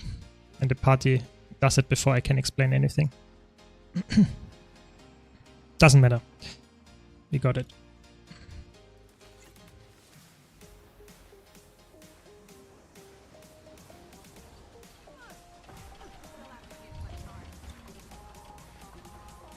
Yeah, I mean, I think the problem is that this is actually also, if you have a competent group like I did, you don't even need all 5 players. But if no one, or not, if not 3 or so, are enough to do it, because they fail at it constantly, then we have a problem. You know, therefore, you should be careful what you do. I think it's actually really easy if you know what you're doing. You have just climb over there, use portals and whatever, and then you are totally fine.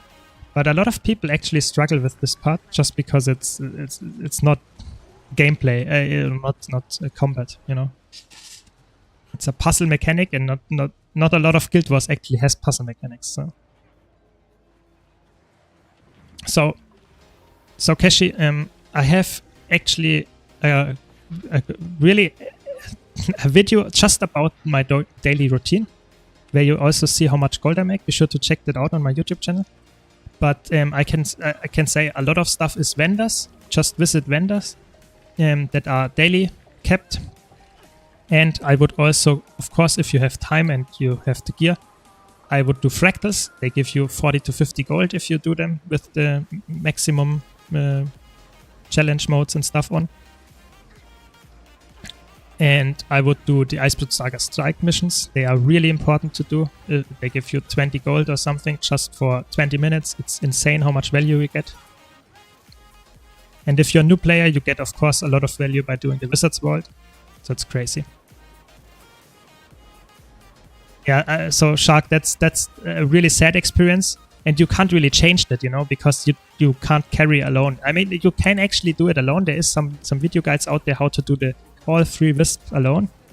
But I would say that's just unlikely that you can do that. And that feels really bad if your group just leaves you because people are just too bad to do it. But I know the feeling. Yeah, I had that before as well.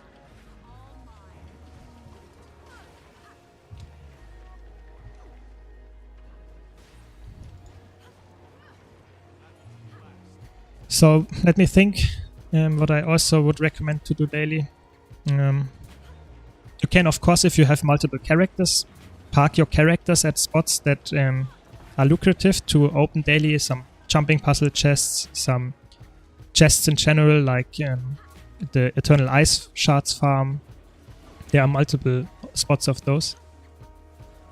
So that are the most important dailies, I would say.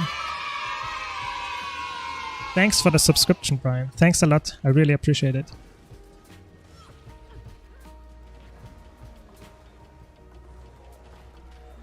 Yeah, so, but if you want to see all the, you know, dailies I would do, and also with, you know, the links to the websites and what, you know, how much gold you could expect from doing those daily, you should check out the YouTube video. It's way more, you know, it's just better for you to, as a new player or just interested player, to see it, you know, on screen and don't have me talking and I can't show it to you right now because I'm in a Fractal group. But like I said, Fractals really rewarding if you can do them and if you have the time for it.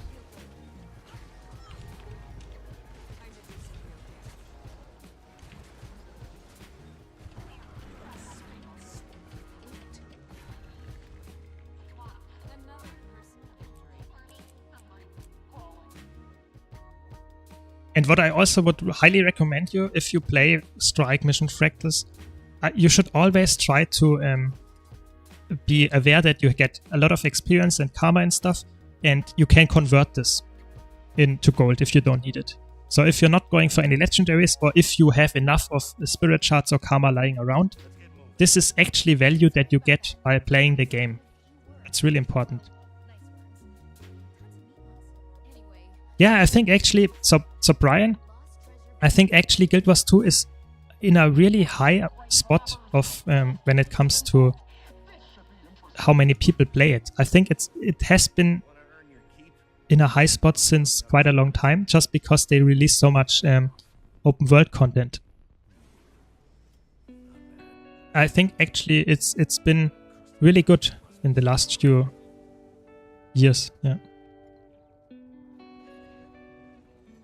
Yeah, I think that the problem is that Fractal CMs are actually not that easy for a lot of people, and they want to have the most experienced people they can get.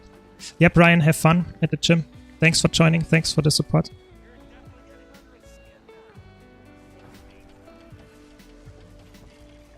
Yeah, so I would say the problem also is that a lot of people that are really experienced in Fractals have some kind of static or some kind of really high amount of unstable fractal essences, or they have the title, and so you can't really get that in that easily. So I would say the first few Fractal CMs that you have to do are really painful, because you have to do them with training groups or something. And when you get more, when you get the title, when you get more unstable fractal essences, when you can show off, you know, like in the, here you can see in the kill proof, if you have enough essences laying around, then the people will easily accept you, at least in the EU, you know. I also had it multiple times that I just said, okay, or someone else, I don't have enough essences or I don't have the title, can we still try? And people said yes, and we did it, you know. So I think that's also possible. But you have, of course, to be always honest. I think I would never encourage you to lie, or even just don't tell anyone. I think that's not, you should always be honest and tell people, okay, I'm this experienced and stuff, can we try anyway? Or, you know, that's I think a really important part.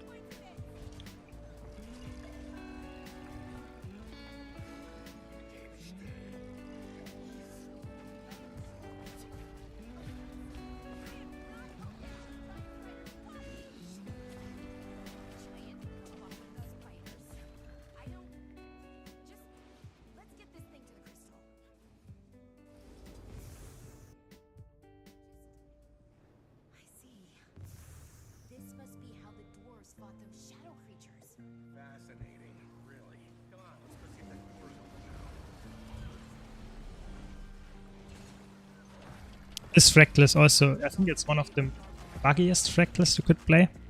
You could, if you bug here, you can fly around and then you can fly over the next maze part, which is also really weird that you can do that. So just that you know, if someone is flying around here, they are trying to skip the next part.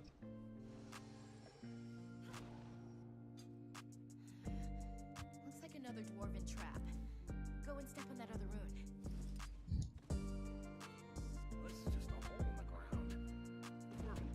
What do we have? I think we have... Mining. Look, that did something. it's Solid Ocean. Okay, that's really fast as well. That orb. We'll wait here. Yeah, I think it's crazy that they don't fix that stuff. Because I think that's just a game-breaking bug, you know. I think it's not particularly speeds up the fractal. I think it's, yes, it gives you a little bit of a time save, but I think it's not worth to do. But it's just funny, you know, if you see someone flying around. It's just weird.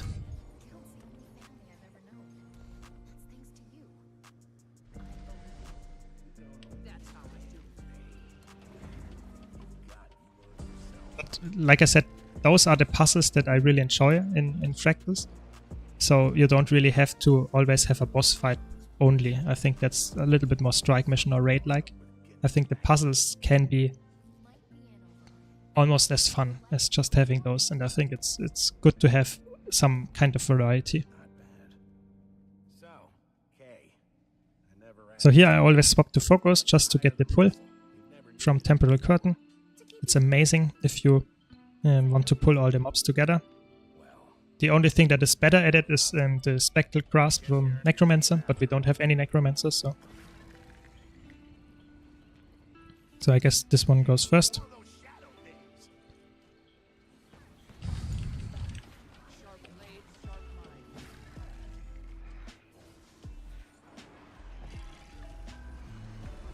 Very nice. You see, if you have multiple mesmers, it's even easier, but you can also use, of course, your Continuum Split and do that. Just be aware that it's a little bit hard with the timing, so you have to pull in the correct time. We did it. Really good.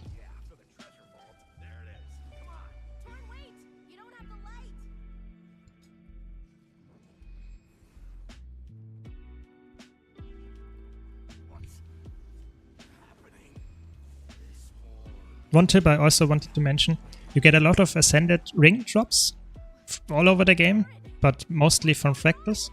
You will see I already have one, I will get more when I open the chests after the next fractal. And you can actually make more money if you use the Mystic Forge. I will show you. But it's actually a really important tip. So rings, oh no. Rings can be infused and attuned. There are two states that rings can be in. So infusing needs some kind of special essences that you get in fractals. And you need those infused and attuned rings to get more slots for your agonies. You know, 3 slots. But if you infuse and attune, or only attune rings and then salvage them, you get more of the salvage results. And the funny thing is, it's actually worth it to attune rings, which will just need some agony resistance essences. It's actually worth it to do so and then salvage them, because you get more gold out of upgrading them and then salvaging them than if you would otherwise. So always go for that. It's actually worth it.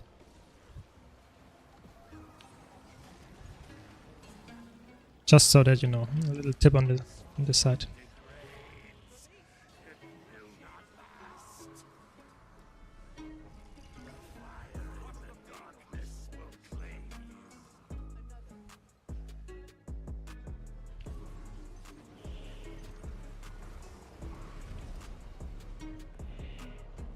Yeah, a lot of little tricks like that in Guild Wars 2 if you how to manage your inventory.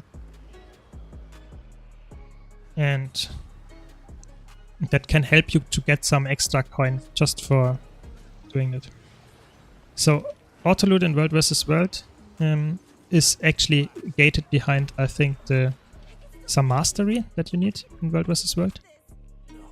So you have to have a special. So every time you level up, you rank up in World vs. World, you get one level, and then you can unlock it. I think I don't know where exactly it is, but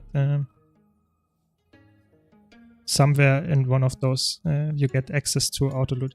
It's actually not that expensive, so I think you don't really need that many levels to max all of those traits. So that's just play a bit and you get it. I think that's one of the best features that you can have, auto loot. If you don't have that on, please turn it on. It's so important.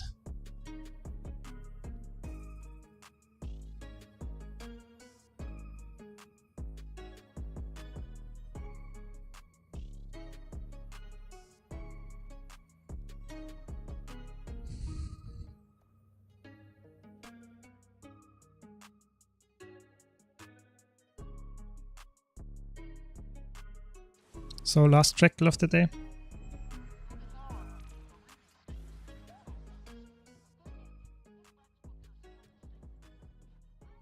I think that's one of the weirdest fractals. You don't really have a boss fight. You have just some way of running here, and then I think it has a really cool theme. I think that the gameplay is rather lackluster. But I mean, I guess the variety is spice of life, so I guess it's fine to have some differences in the fractals. That's not my favorite one for sure. I could outrun a centaur.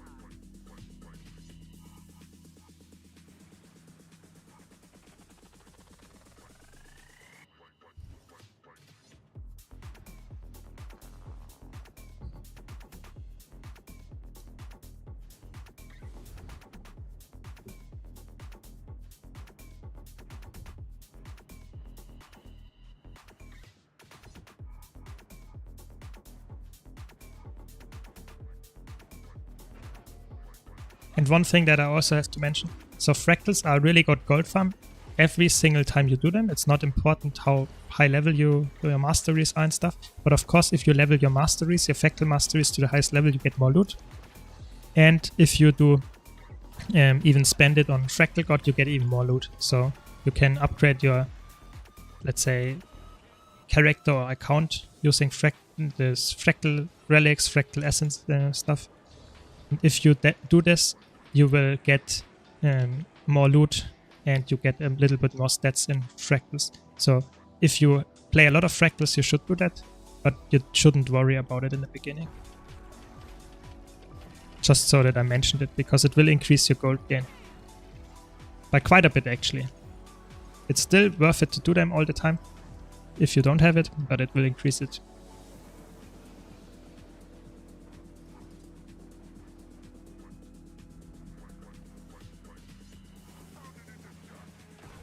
So if you see these guys, they will lose their reflective aura, and you can even use projectiles. Just a little side note tip.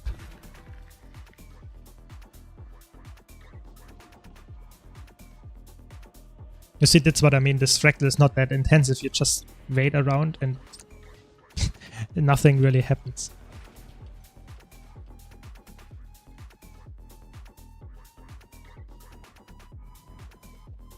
Yeah, I think I think that's supposed to be that way, that you don't really have an issue to unlock it.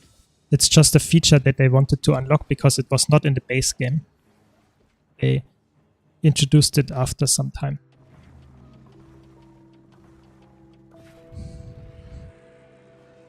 I think the most important World vs. World masteries or so to unlock are really fast to unlock. There is no... For example, I wouldn't go for arrow card mastery to the highest level if you're a new player. You should go for something that is more valuable in the gameplay itself. And then you go for something that is more important after that.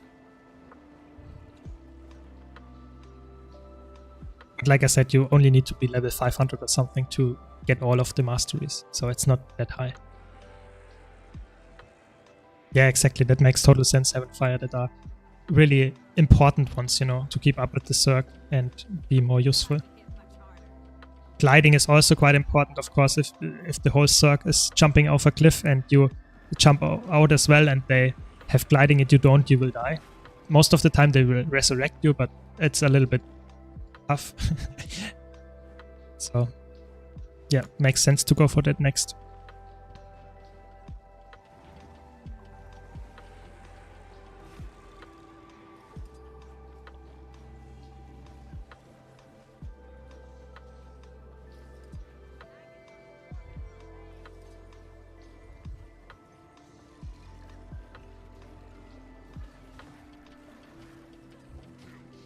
One HP word. Nice. Did not see that actually often, that you only have 1 HP left and don't die.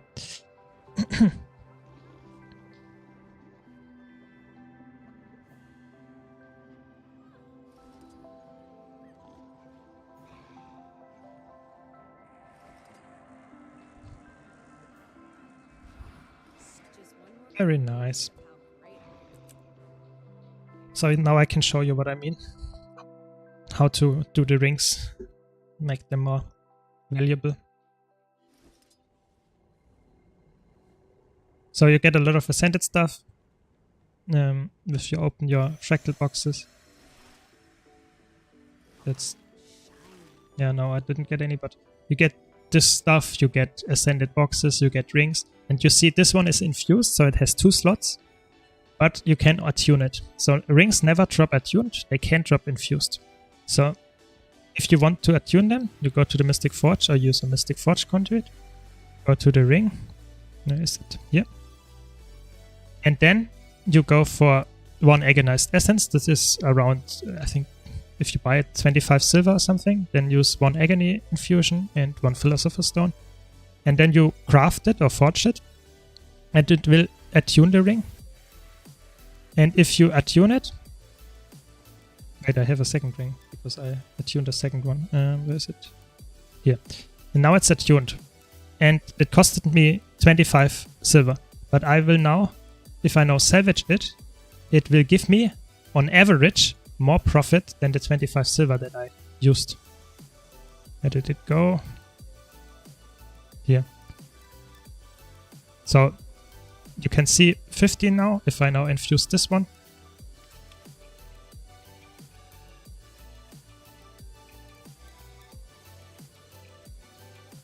And salvage it. I will get 7. So 7 are worth around 2 gold 50. If you now say I put in 25 silver to get this, and I put in the salvage kit, 1 time usage, so I get around 1 gold 50 or something profit from this 1 ring. It's really important to do. Yes, I think Keshi, the ecto prices will go up.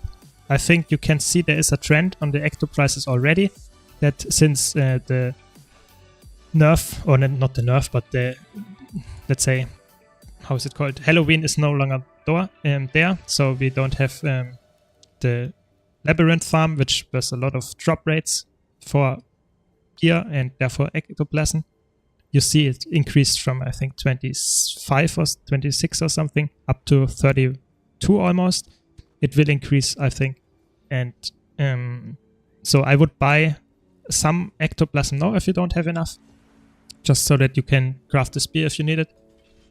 Of course, I would also have prepared mystic clovers if you want to craft it, because they will be needed for sure.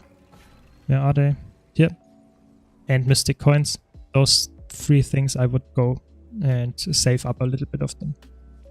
And if you then have enough of those lying around, then you can maybe save some ectoplasm and sell them when they are high in price. But always be aware that, of course, a lot of people come back to Guild Wars when the patch is. So at the same time, we will get people farming or giving new pieces of unidentified gear in the economy, because a lot of people are playing, and therefore, yes, it will also affect the economy. But I think at the start, when everyone is buying ectos and uses them for spear crafting, it will increase. I think that's rather safe to say.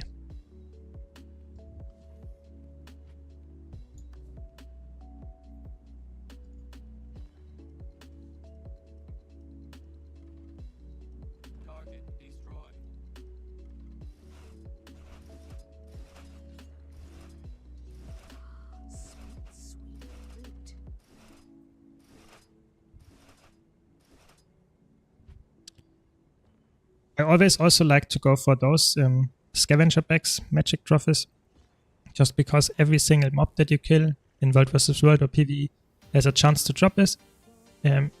It's Shadebox expansion. Yeah, this one. I think it costs around, I don't know, 8 to 10 gold or something. And if you play this character a lot, you will get a lot of those trophies over time. And all of them, you can see, give you some nice currency or some items back, materials. And if you sell them, it's actually worth it after some time. So I would highly recommend it to do this for your main character at least. It's a nice way of getting some more gold.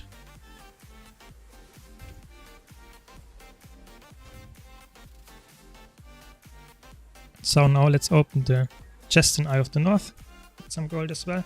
Would always recommend to do this, even if you don't have the maximum of it. So you can get 5 hums, like I said before.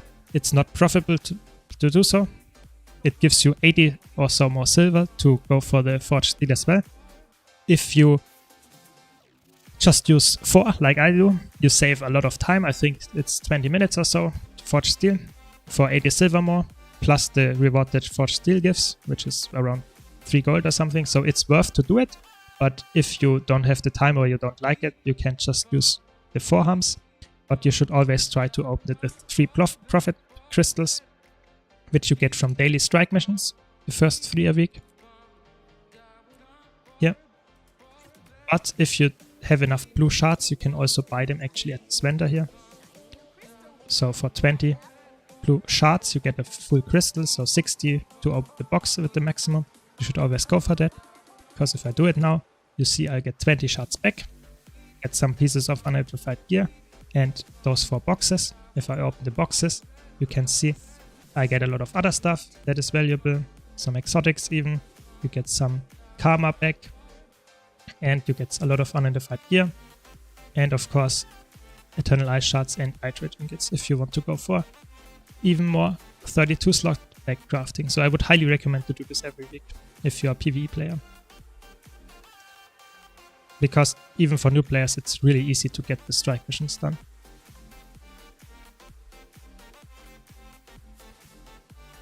Really important.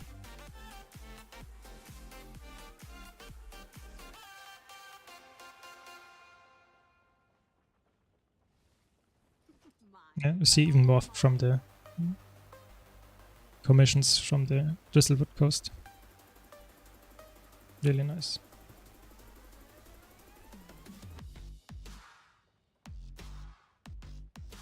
So you previously asked for my daily routine. I will now show a little bit more of my daily routine. I always also go for the fishing. Just fish for fish of any, let's say, map that is in the region that you have to fish daily. I would also, if you don't like it, you shouldn't do it, of course, but I think it's really valuable to do so. Desert fish, I fish 4 times in a desert map, just going to Crystal Oasis because it's easy. And you have a chance, of course, to get really rare fish and get some nice gold out of it. But of course, the daily itself gives you a box which can contain ambergris, which you can sell for 2 gold. And what you should not forget is that you can get rare fish. And every single rare fish that I get, I keep. You will see here I have a lot of rare fish lying around. All of them I kept since I started daily fishing or going for achievement. And if I'm done with that, I will just go to the vendor in Aberstone, and then you can check what daily fish they want to have. And most of the time you have the rare fish lying around and you get 1 free ambergris. It's really important. Just use the fishing food, so it's easier to fish. And it takes, I don't know, maybe a minute, a little bit more, maybe 2 minutes. And you have chance at getting some gold as well. So on average, it's quite a nice gold per hour as well. So those are the things that I do daily because it's really fast. It's really consistent profit. If you sum that over the whole days of the year, I get a lot of gold just by doing that.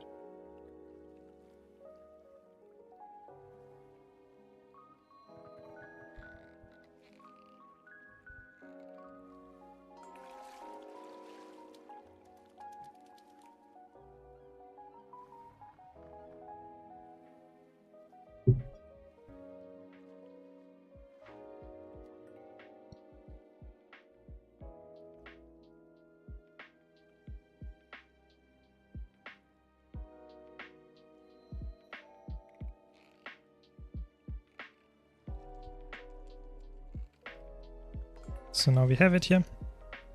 And if I now open the box, you can see I got a little bit of money.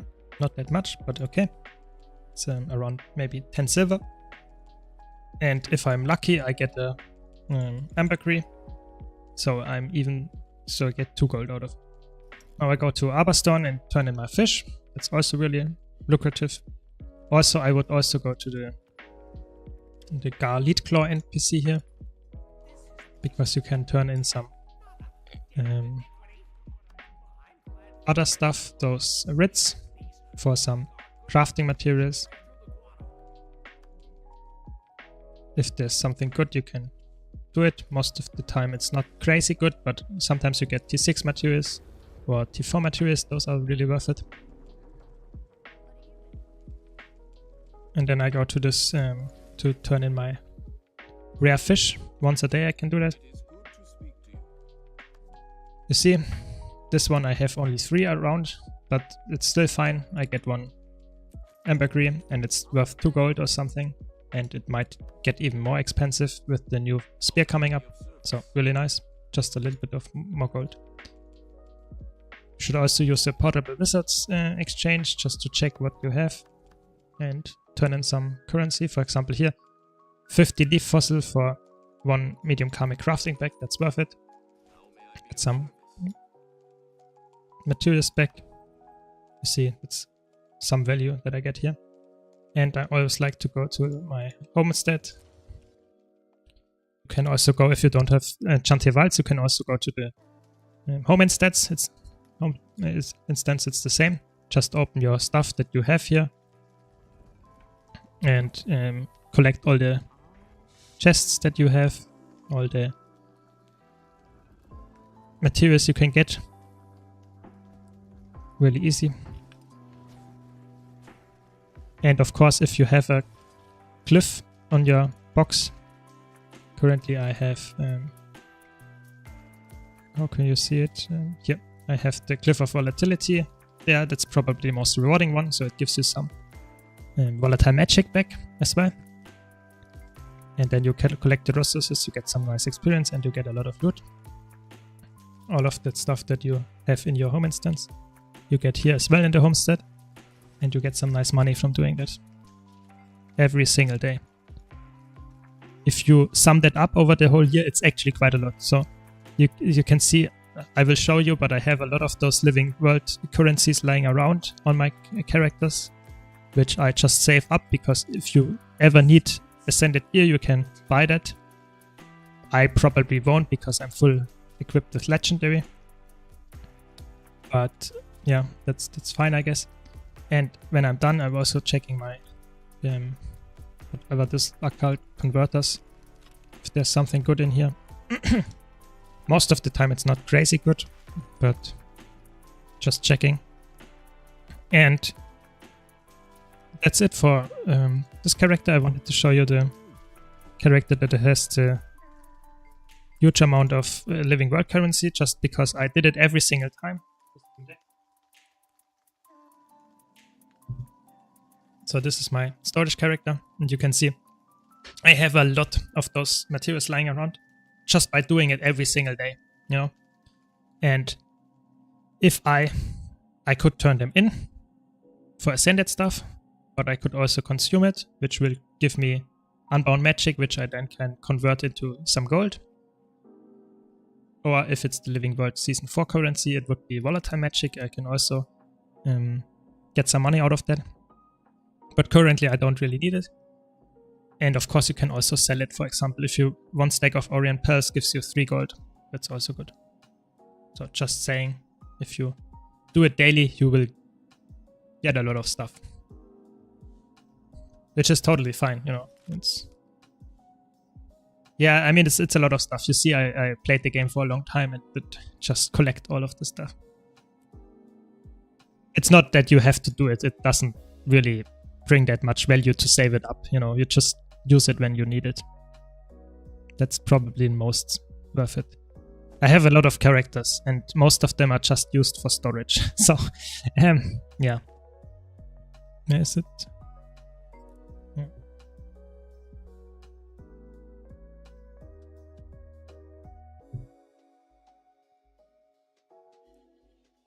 I really enjoy having characters that are dedicated to some storage, you know. You can see this is my character that has ascended weapons. It is almost full with 260 or something ascended weapons, which are also stacking chests, you know. So I have a lot of stuff on my account what I'm just saving up and sorting to specific characters. That's just how I am. I don't like to waste stuff and try to organize it cleanly. Yeah. At one point, because I'm always doing the Iceblood Psych missions every single day, most of the days, I also had a lot of Eternal Ice Shards. I turned them all into volatile magic and made hundreds of gold. It's really important that you do that if you want to have gold, but of course you can just save them up. It's also fine. Because they will always be worth it to just turn into gold. So I played the game for now I think to a little bit over 10 years I played the game. So not since release, but since 10 to 11 years, yes. You see, I was just, if this character gets full, I will cash out and get all the Eternal Ice into volatile magic and buy a lot of trophy shipments and then get hundreds of gold just by doing this. And yeah, it's good. I think it's totally fine. But it's not necessary that you save it up. You can just consume it whenever you need it. I think the maximum number is 73. I think because the maximum number previously was, I think, 69. So let me explain it a little bit more. So I think you can buy, you start with 5 or 8 or so character slots, and you can buy up to 69 character slots. That you in total you have 69 character slots. So how do I have more? When you buy an expansion at a higher level, so not the normal expansion feature, but you buy the expansion with special features, you get a character slot, and this character slot even gets to you over the cap. So if you have the maximum number, you will get one more even if you have the cap. I missed one of those, so now I have only 72 slots. I think 73 is the absolute maximum. It's not really required. You see, I have 2 slots open, just one for if I have a lot of stuff that I want to delete at once. I have a character just spot free for that. And also one character slot maybe if I want to do some key farming, like line key farming. I also like to have a spot for this. But otherwise I have all my characters for storage, and I have 9 characters for PvE, 9 characters for PvP, 9 characters for World vs. World. The others are just storage. And you see it's quite a lot of them. So yeah, I guess I played a long time and I like to have some organization going on. Yeah, exactly. So the deluxe upgrades, that's how they are called.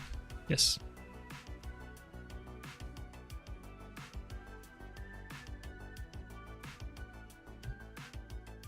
Yeah. So what else do I want to do? Let me check.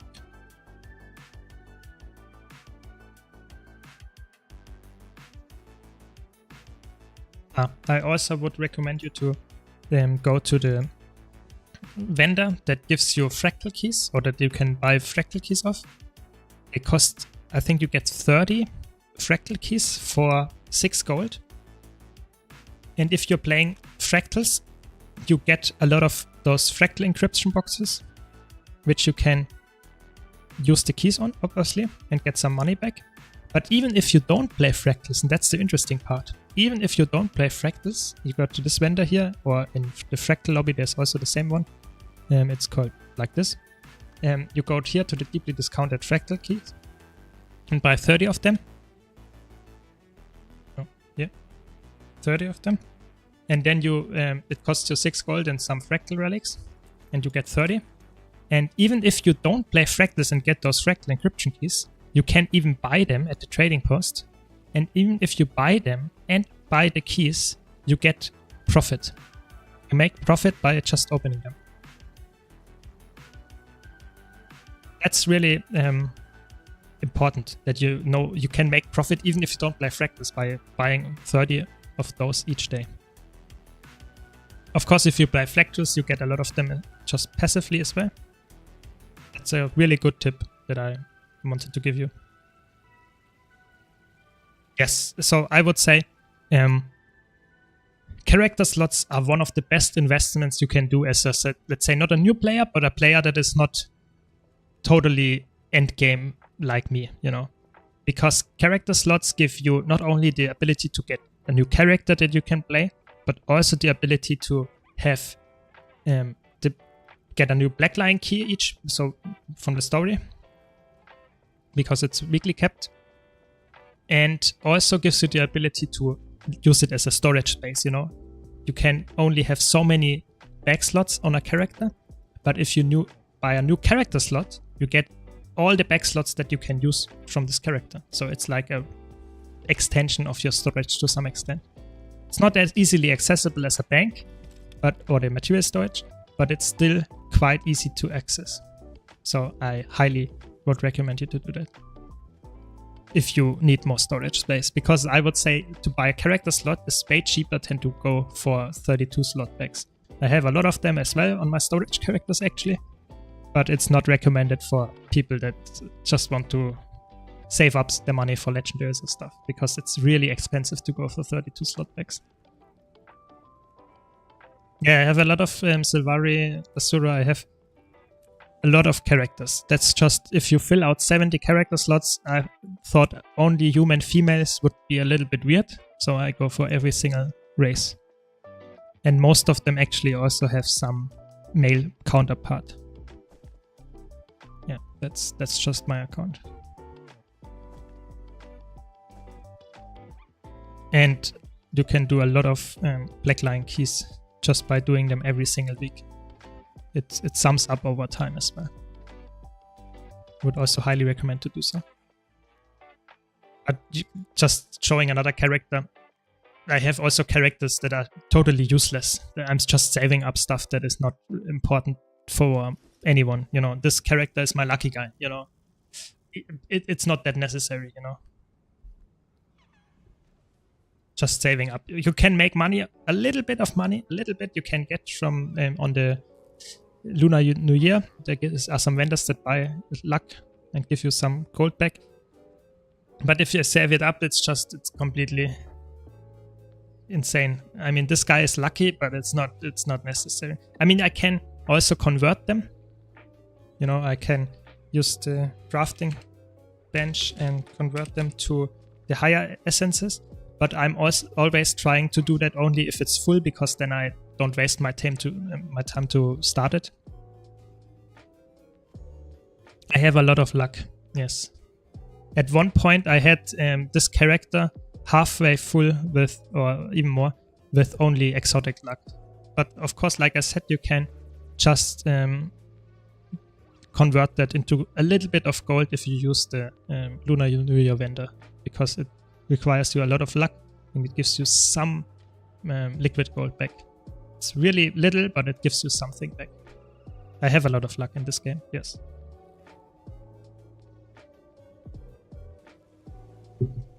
It's not, you know, it's not something that is really necessary. It doesn't really matter, because if you, the only thing that you should go for luck and use luck for is the magic find. I would also highly recommend to do this.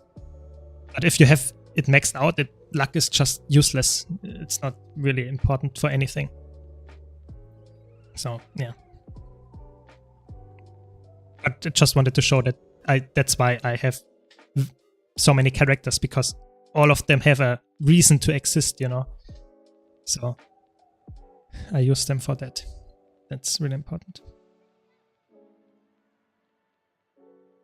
Yeah. So do you have any other questions about that? Because we were just talking about characters and stuff. Because do you want to see something? Do you want to know how I handle things? Because often a new player doesn't know how a veteran interacts with characters and storage in the game and inventory, and not a lot of people actually talk about that. And I think if you're a new player, it might be beneficial to ask someone that maybe has a clue about how things work in Guild Wars. So don't be shy. You can always ask.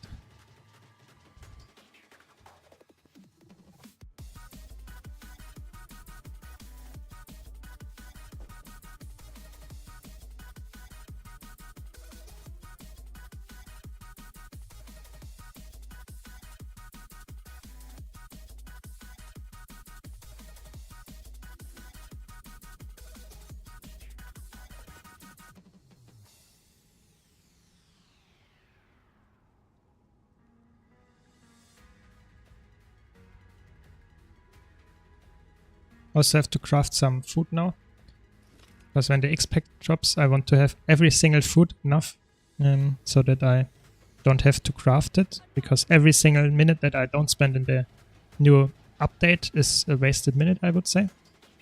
So I need some more peppered cured meat flatbread. Let's go to my cook, my chef.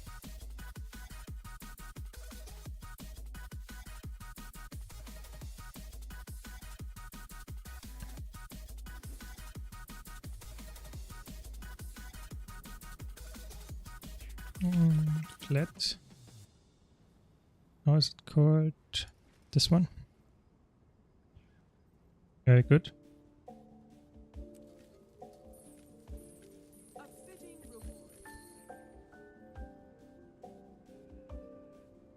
Hi old Jack, welcome.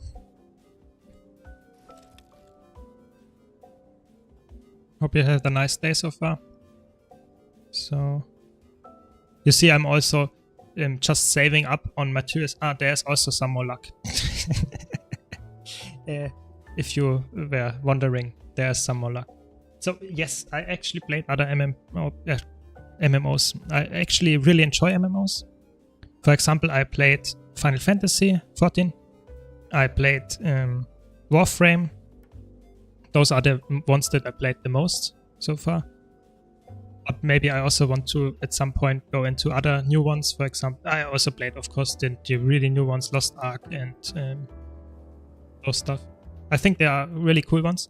I think Guild Wars 2 is just the one that I happen to enjoy the most, because the combat is so good, you know, and I really like it. So I started playing Guild Wars 2, I think, around 2013, 2014. So around 10 to 11 years ago. So you see there's a lot of time has passed since then, and that's why I have so much, you know, so much stuff in the game already, and I know so much. That's why I start to make content about it, because I know so much over the time. But I enjoy playing other games as well, and maybe in the future, if you know, you are interested in that, I would also stream other games, you know, just because I really like to interact with you and talk about stuff. But Guild Wars 2 is just, you know, the game that I play the most, because the combat is really fun. It's just so, it's almost a perfect combat, and therefore I just come back to it. Even so, if I play Final Fantasy, for example, it's a fun game, but the combat is just so much worse, for me at least, and therefore I always come back to Guild Wars 2. That's just how it is, you know.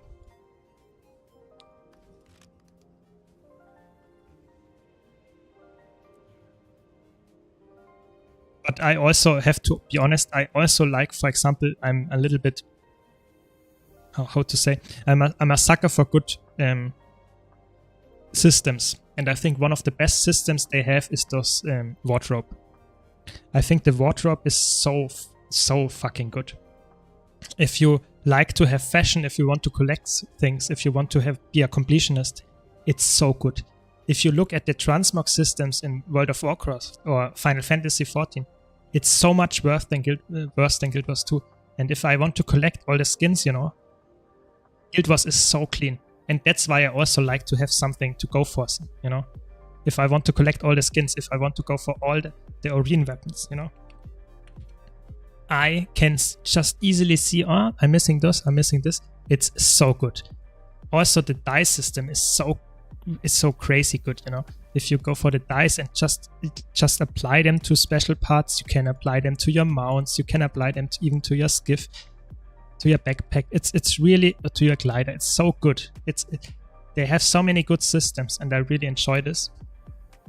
And that's why I also come back to Guild Wars, because if I want to have some kind of collection thing and something to go for, Guild Wars is amazing. Yeah, I think the problem is the weapons for them is really hard to make some let's say really good feature to change your dice. It would be so good, for example, if you have this sword. I really like the design, And if you could make that, for example, a blue glow or a green glow, it would be amazing. But I think they just can't implement it. It's a technical limitation, I would say.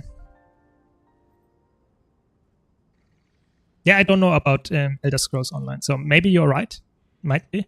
But I think it's a good feature anyway. It might be there is definitely a way to improve it, but I have not seen a better feature yet like that.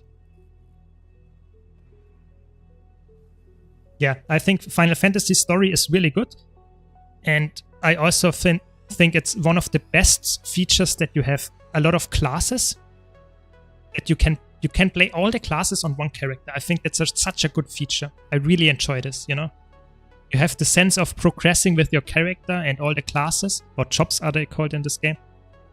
It's so good. But I think the combat is just inferior to Guild Wars combat. It's just is,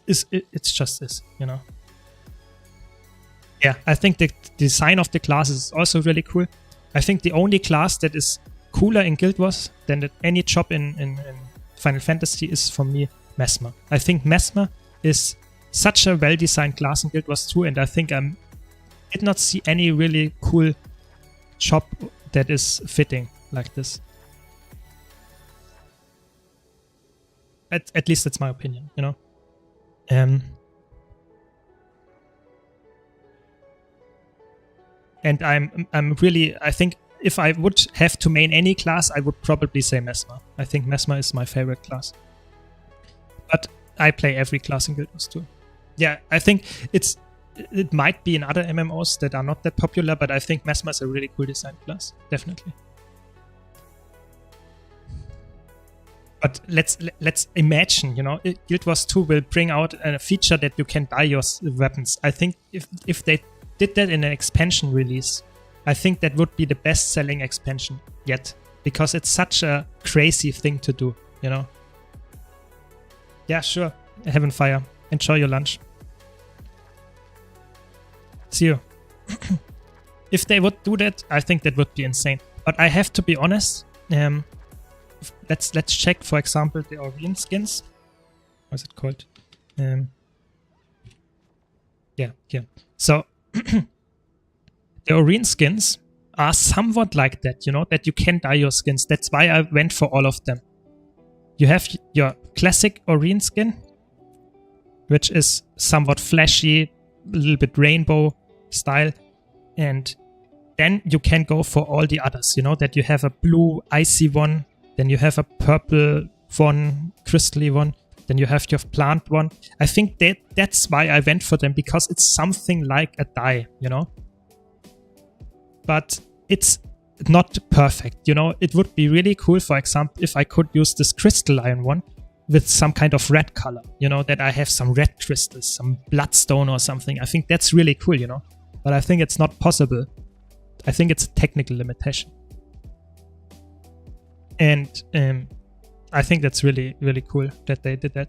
I think, like I said before, the only thing that they missed with those legendaries are 2 points. I think they should now include a spear or underwater weapons in general with those new weapons, just because it would be so cool to have a full set that you can run a spear that looks perfect with all the other weapons that you equip. I think that would be really cool.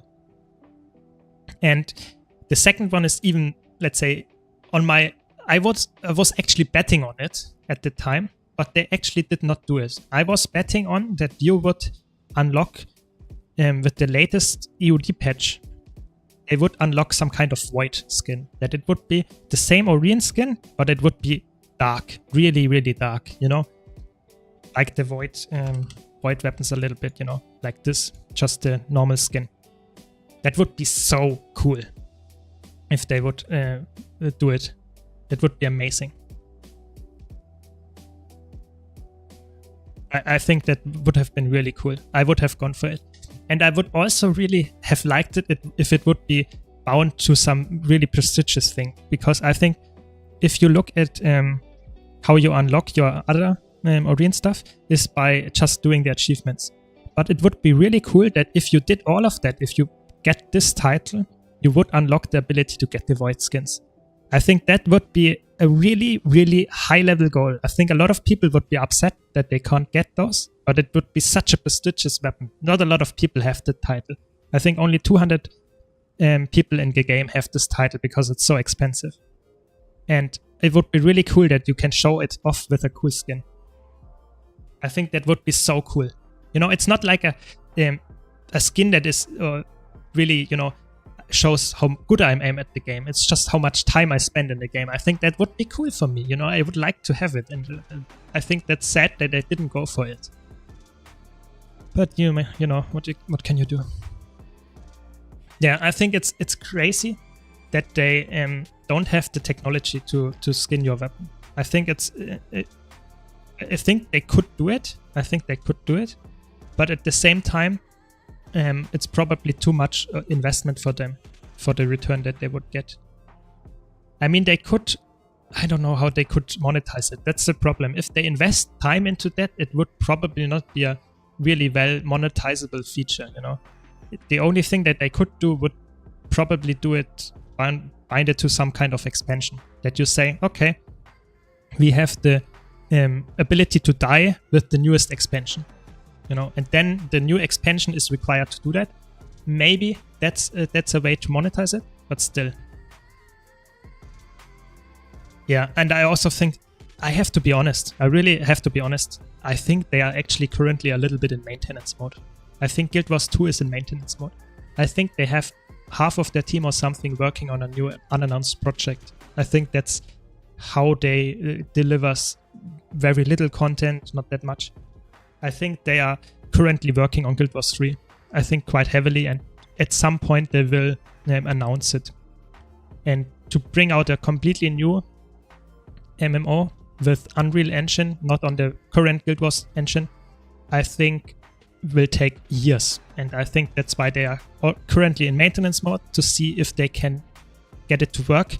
And when they have it at a somewhat state where they can say we are confident in that we can release it in a few years without any big setups, and we will release it in the end, I think they will announce it. That's my guess. It might be a little bit, you know, a guess in the dark, but I think it's still quite likely, actually.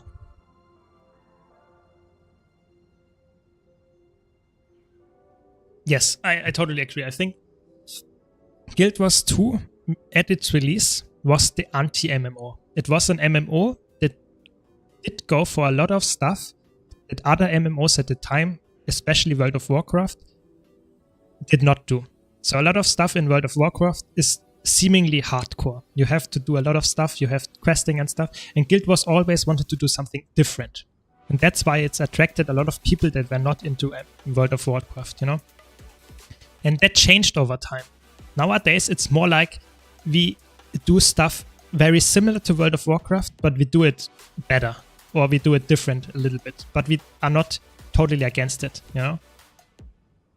So previously we don't had a healer role. We had every class could fill everything, and nowadays it's like we have a healer, we have a DPS, and we have some kind of tank in the newest strike missions or something. So it's very similar. And I'm not sure if they would have been better off if they did that from the beginning, or if they would have stayed their classical approach, you know, and would stay with, I don't want to be like World of Warcraft. I don't know, but it's not my decision to make, or it's just how it went after all, you know, how they decided to develop the game.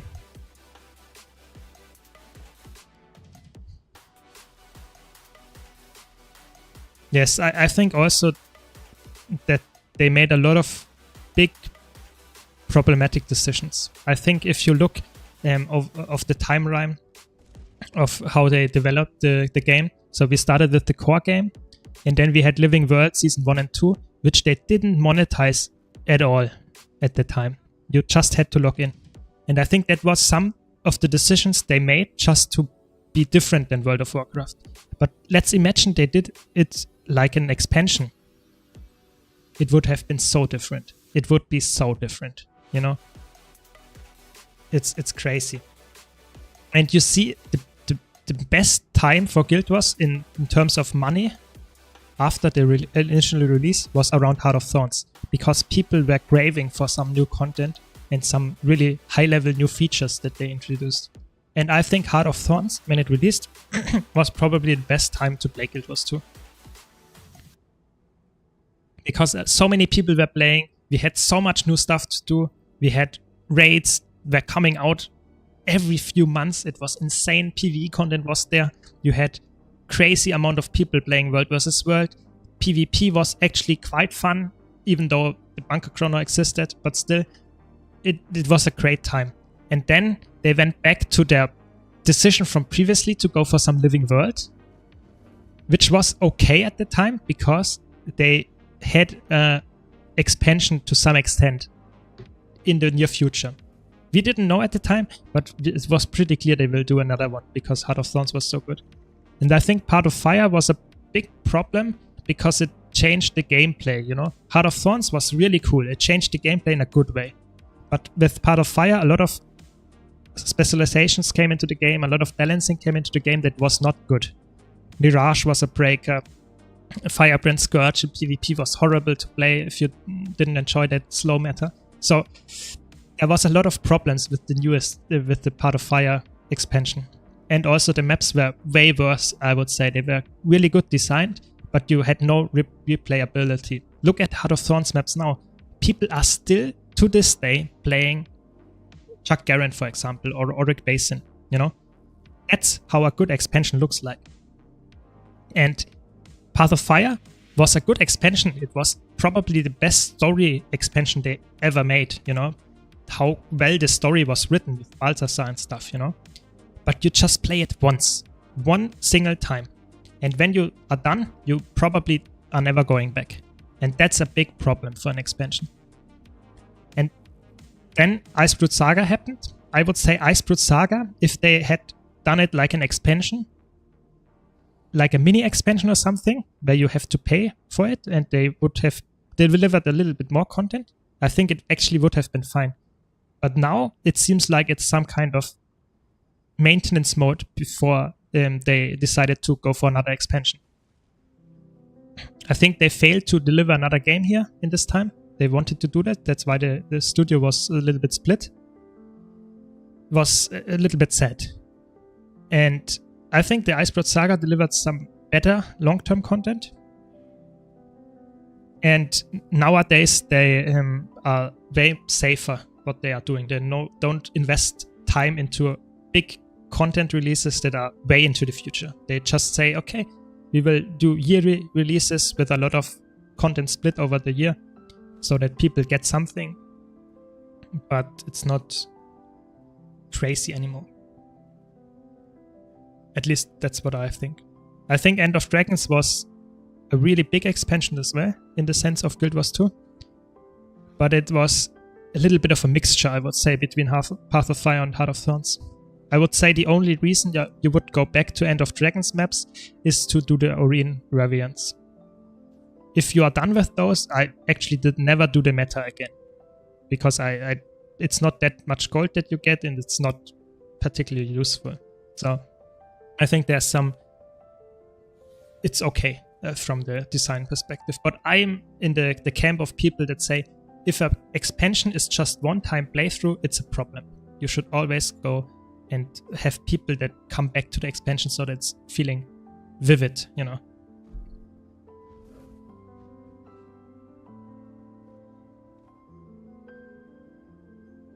Yeah, I think the problem is Guild Wars 2 is a game where you have horizontal progression. It's really easy to reach level 80, and then you could do all the newest stuff. But at the same time, if you want to get all the stuff that a veteran has, the cool looking armor skins and stuff, or it feels a little bit hard to reach. Especially if you don't know how to get this. And I tried with my YouTube channel a little bit to help new players to get into harder content, to get tell them how to make gold, how to make builds, and what to do. I think that's important to me, because I think new players are really important to this game, because I think Guild Wars is an amazing game, and therefore I try to help keeping the population a little bit growing. Yeah, and it's really hard for a game like Guild Wars, like Palencio said, to keep it up to date. You know, there are two issues there. So let's think about it. The old story, the core story, feels really outdated and slow and not that exciting. Especially with the weird, you have one character on the left side of the screen and one character on the right side, and they are talking to each other. You know, that's a little bit feels really slow. If you look at the newer expansions, they are more immersed in the story. But still, would you have as a veteran player? Would you rather have new content? You know, and get something really cool, exciting new one, or would you have some rework of old content for new players? And the old players wouldn't get anything. I think, of course, the best in an ideal world, the best would be to have both. But I think that's really hard for the developer to get. You know? And it's really hard. It's really hard to make a decision like that. And I think all of the MMOs face that, you know? If I hear a lot of people say, okay, you have to play this MMO for 100 hours and then it gets good, you know? I think that's a big problem, because a lot of people that are not as hardcore like me, that play a lot of hours per day, they will not get to the 100 hour mark, because they will say, I mean, why should I play a game where I have 100 hours to invest in until it gets good? I think that's a big problem, especially in MMOs.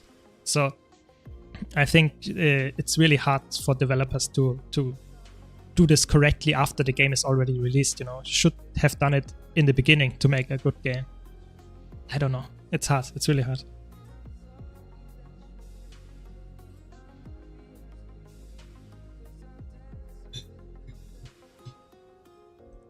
Yeah, I think End of Dragons into Secrets of the Obscure. I think Secrets of the Obscure actually killed the hardcore player base to some extent. Just because it was the only thing that Secrets of the Obscure was really good for PvE was the Zeros CM.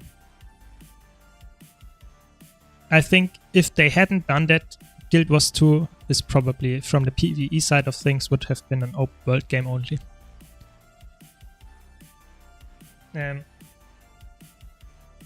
Yeah, to be honest, I'll check if I would really, let's speak really the truth here.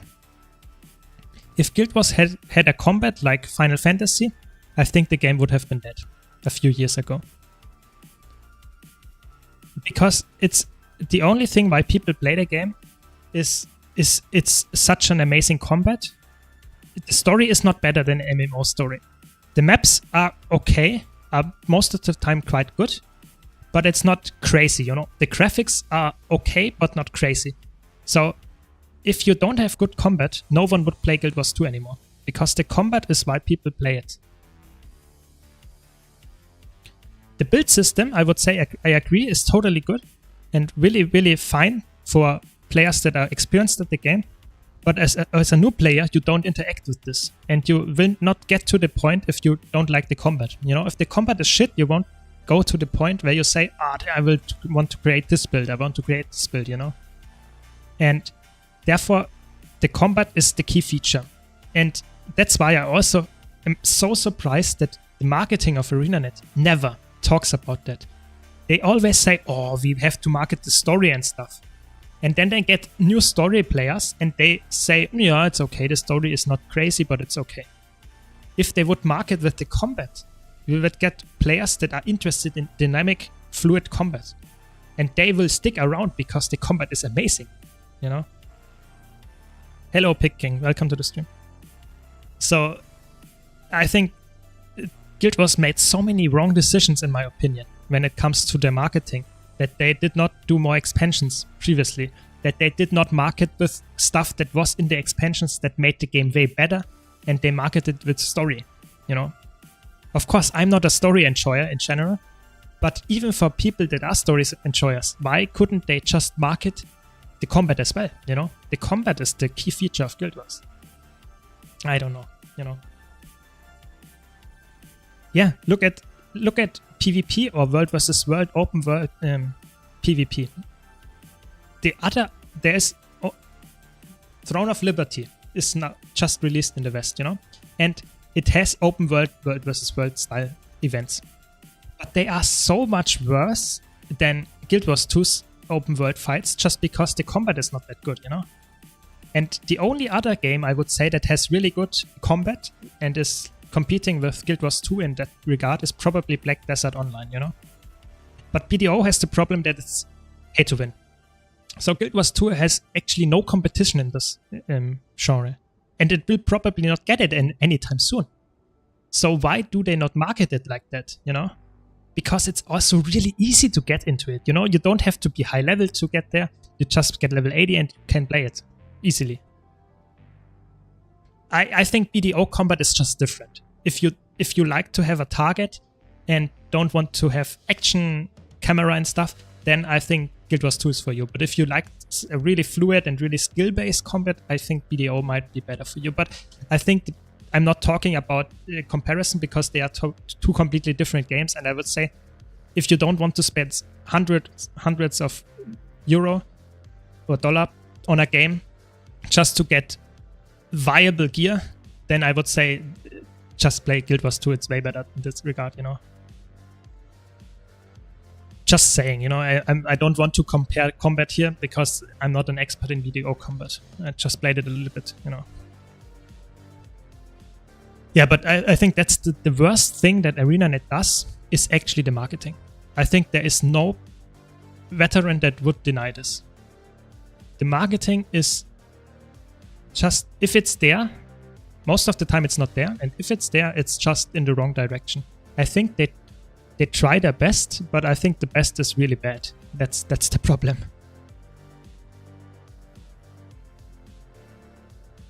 Yeah, and I think another thing that they should bring back is a community manager.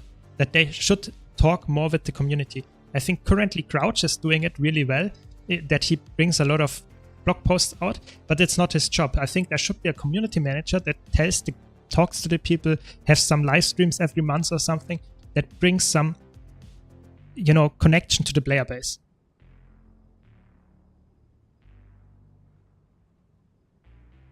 Yeah, I think that the problem is it's not really known. That's the problem.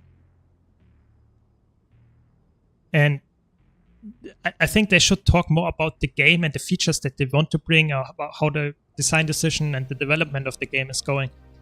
Oftentimes the live streams, I think the only live streams that really matter are the balance streams. I think the balance streams, at least for me, are one of the best things they do because they're really fun. They are talking about why they make decisions they make.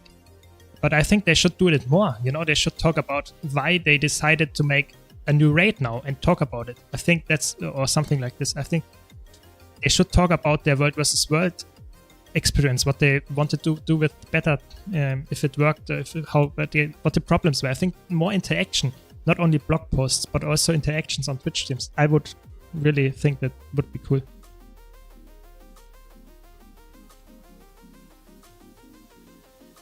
Yeah, definitely. Because I can do that, you know. I can, as a content creator on YouTube, I can do videos. But the problem is, I won't have the reach that ArenaNet has as an official developer of Guild Wars, you know. If they make a advertisement where they show off the World versus World or the new World versus, that would attract way more players than if I say, play this game because this is in there. Because I'm just too small, you know, at the moment at least. Yeah, I think, why not? You know, World of Warcraft actually stole fractals from Guild Wars 2. They stole the sky scale from Guild Wars 2. Why not do it the other way around? Why not try to make things that worked for World of Warcraft and try to make shorts and or advertisement like World of Warcraft. Why not? Would be cool, you know? I think the marketing is just 10 years behind or something. I think that's the problem. That's just how it is, I think. I don't know. It's crazy. No.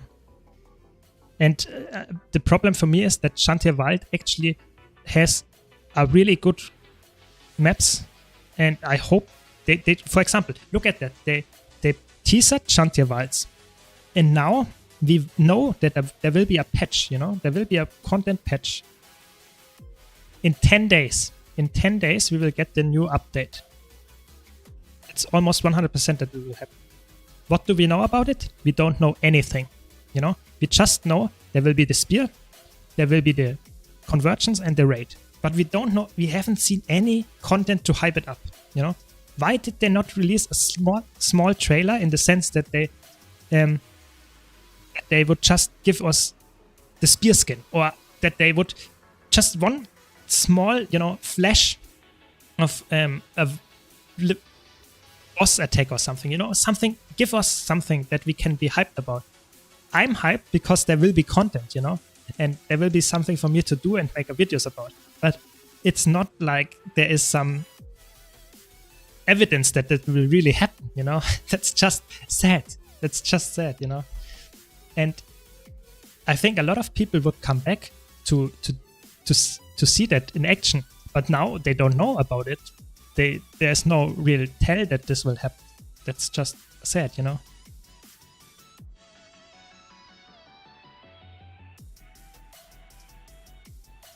Yeah, exactly. I mean, I try to be entertaining when I do my streams. I try to talk about the game and stuff. But I think a lot of people do that in WoW, you know. They just play the game and talk about stuff, and they have a lot of viewers. In Guild Wars 2, if you play the game, no one watches it. I feel like. I try my best, you know. If you have any feedback on that, please let me know as well.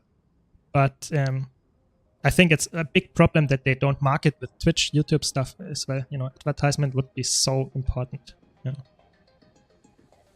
And I think you are completely right there. I think it's the updates that they deliver are really small nowadays, and that's just because they are focused on something else. I'm pretty sure half of the team is working on Guild Wars 3 right now, and that's the problem, that the updates are really small.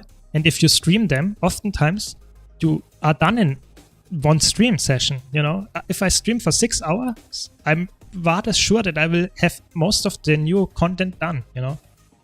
That's a little bit sad, you know.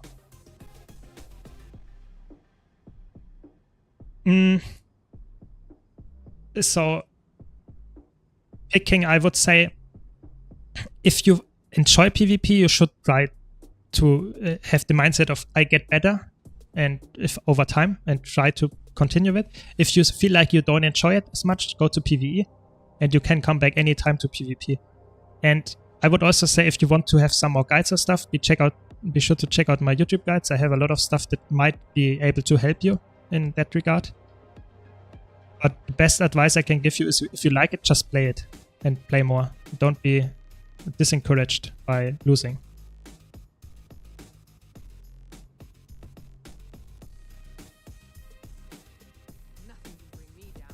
I think it's totally fine if you have a release schedule like Final Fantasy and WoW, where you have a really consistent, you know, this is happening in a few months, this is happening in a few months, and I think Guild Wars does it now the same. I think that's totally fine. But I think they should still hype up the content that is in this release schedule, you know? Why can't you not hype it up over the course of time that there will be a patch in the next week, you know? Why not? I think there's no reason to not do that, you know?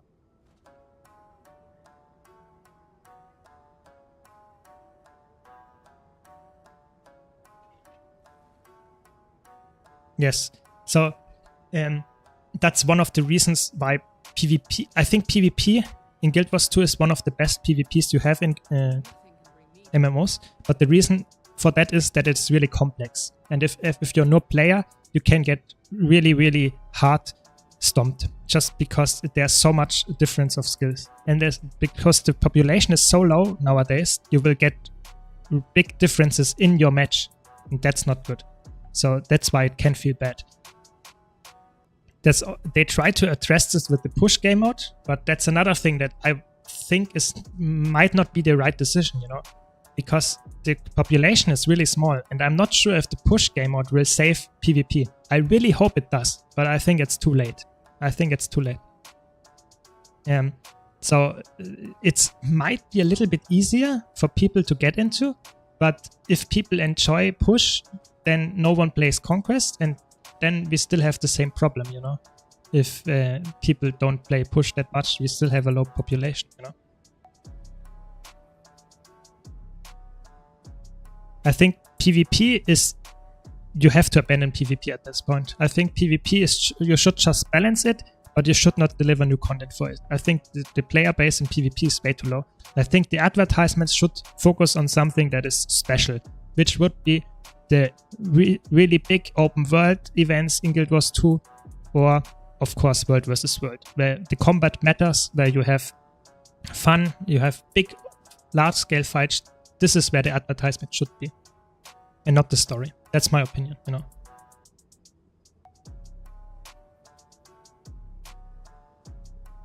Yes, I think the problem is, so Levi, if you have a permanent 3v3 season going, I think the problem would be that you split the player base even more.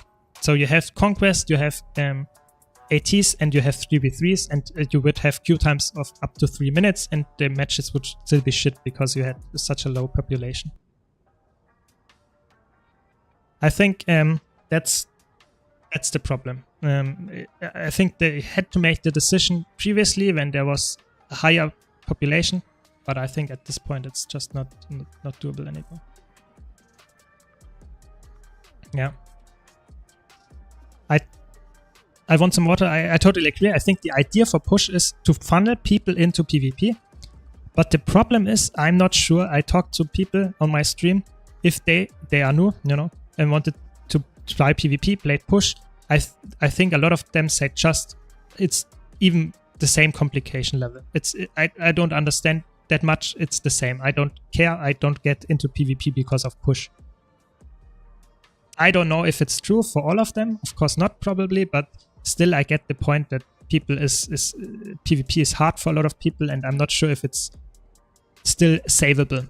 That's why I would say World vs. World is a good cornerstone, as they put it, because it's not as complicated in the sense that you have to perform perfectly.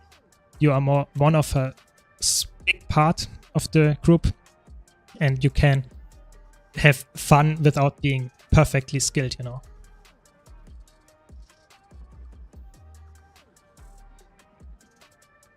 Yeah, I mean, you did those 12 versus 12 fights you are talking about. I think that's 15 versus 15 is GVG. That's World versus World in a nutshell. If you want to have really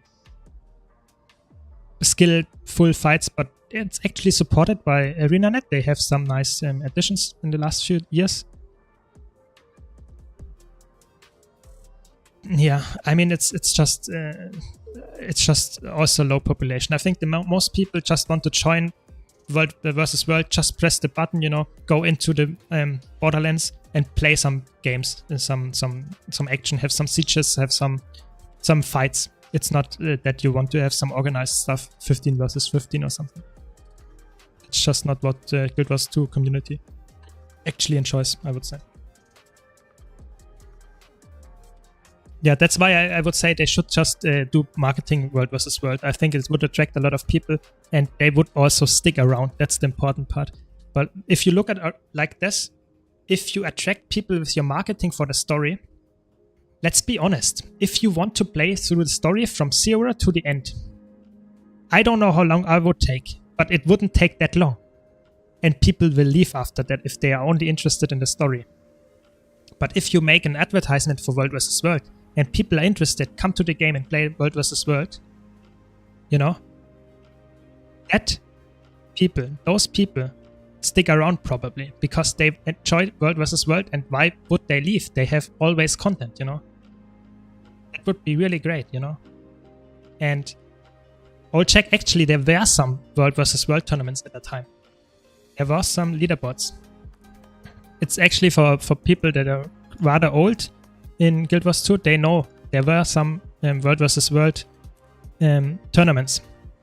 There were some seasons where your server had a place. And this was actually happening, and they abandoned it. And it was actually because there was, of course, a little bit, it was at the time not that great. But if they would have iterated on it, it would have been great, you know? It would have been so good, but they abandoned it. It was, maybe they will do it now that the beta of the alliances or something is done. They could go with, you know, the world restructuring, that there is more of a World versus World season and tournaments going on. But I would say they tried and they failed, and it was actually not bad. But they said it was not good for them, good enough, and they stopped. But I think they should have continued, and if they had iterated on it, it would have been amazing. It would have been crazy. Yeah, I mean, you're right that the World vs. World is a little bit, you know, if you market it, you have to, the graphics is not, you know, your FPS and stuff will lack. It's not, the game is not optimized for that. But I think they improved it over time. And if you do the correct settings for World vs. World, if you go with the lowest character model limit, the effect LOD, those two are the most important ones, then even on a low amount, let's say low tech PC, you will get enough frames to play it most of the time. I agree that there are some issues and that there is some lag going on, especially server side as well, if there are 50 versus 50 versus 50 fights. But I would still say that it is actually really good and you could still market it, you know. It's not like the game is shit and you can't play it anymore, you know. I think that's important to say. Exactly. I think in my opinion, I did not encounter these issues at all. I just accept that I don't have 150 frames in World vs. World if there's a Zerg fight. I think that's totally fine for me, and therefore I don't have any issue with lower frame rates. But if you say, oh, I want my game to always run at 144 Hz, yes, then you might have been a problem, yeah. I think it's actually rather well nowadays, in my opinion. I think I don't have that much problems. And if they would market it, I actually also think that they could have more queues. I think that's the coolest thing about World versus World is that it's actually balanced around being around the cap on the people per map. If you had queues all the time, it would be so amazing. You had always fights going, because the new guild system makes it so that you have more action, and that's cool. I really like that, you know.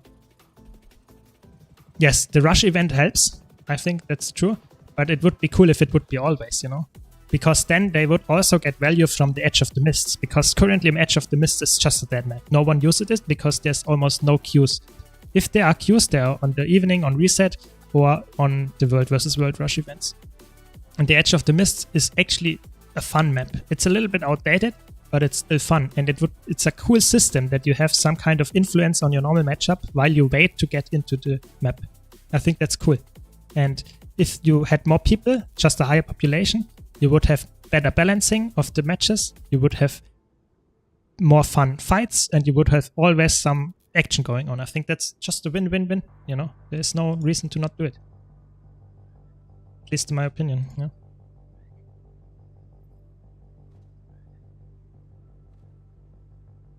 But let's see how they will develop it, you know. I think the big problem is obviously that ArenaNet is a little bit lackluster on their marketing, and therefore a little bit lackluster is very positive, you know, set. But yeah, it's just the way it is, you know.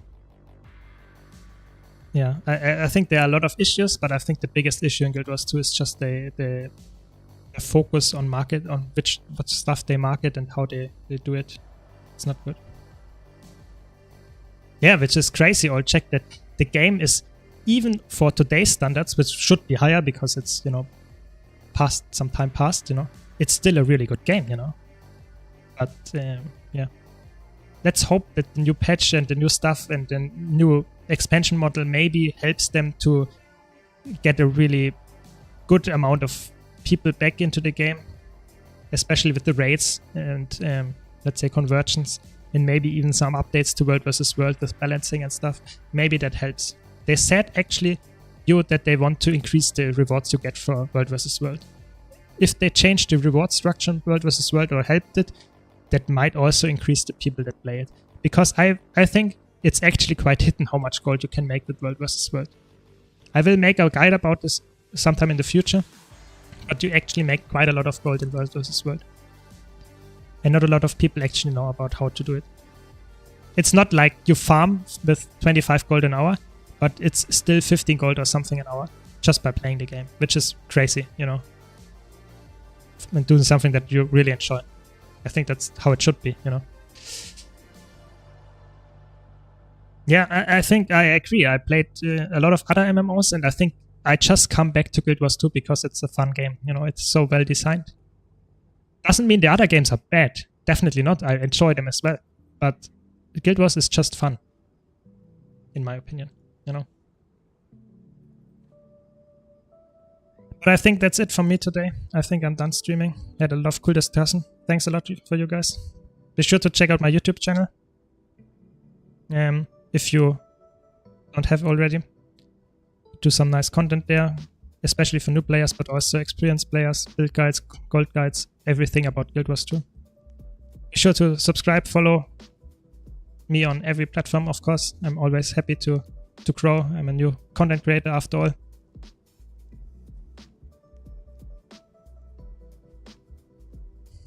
Yeah, I hope to see you in the next stream. Thanks a lot for everyone for watching. Hope you enjoyed it. Like I said, be sure to follow, subscribe to see when I'm up.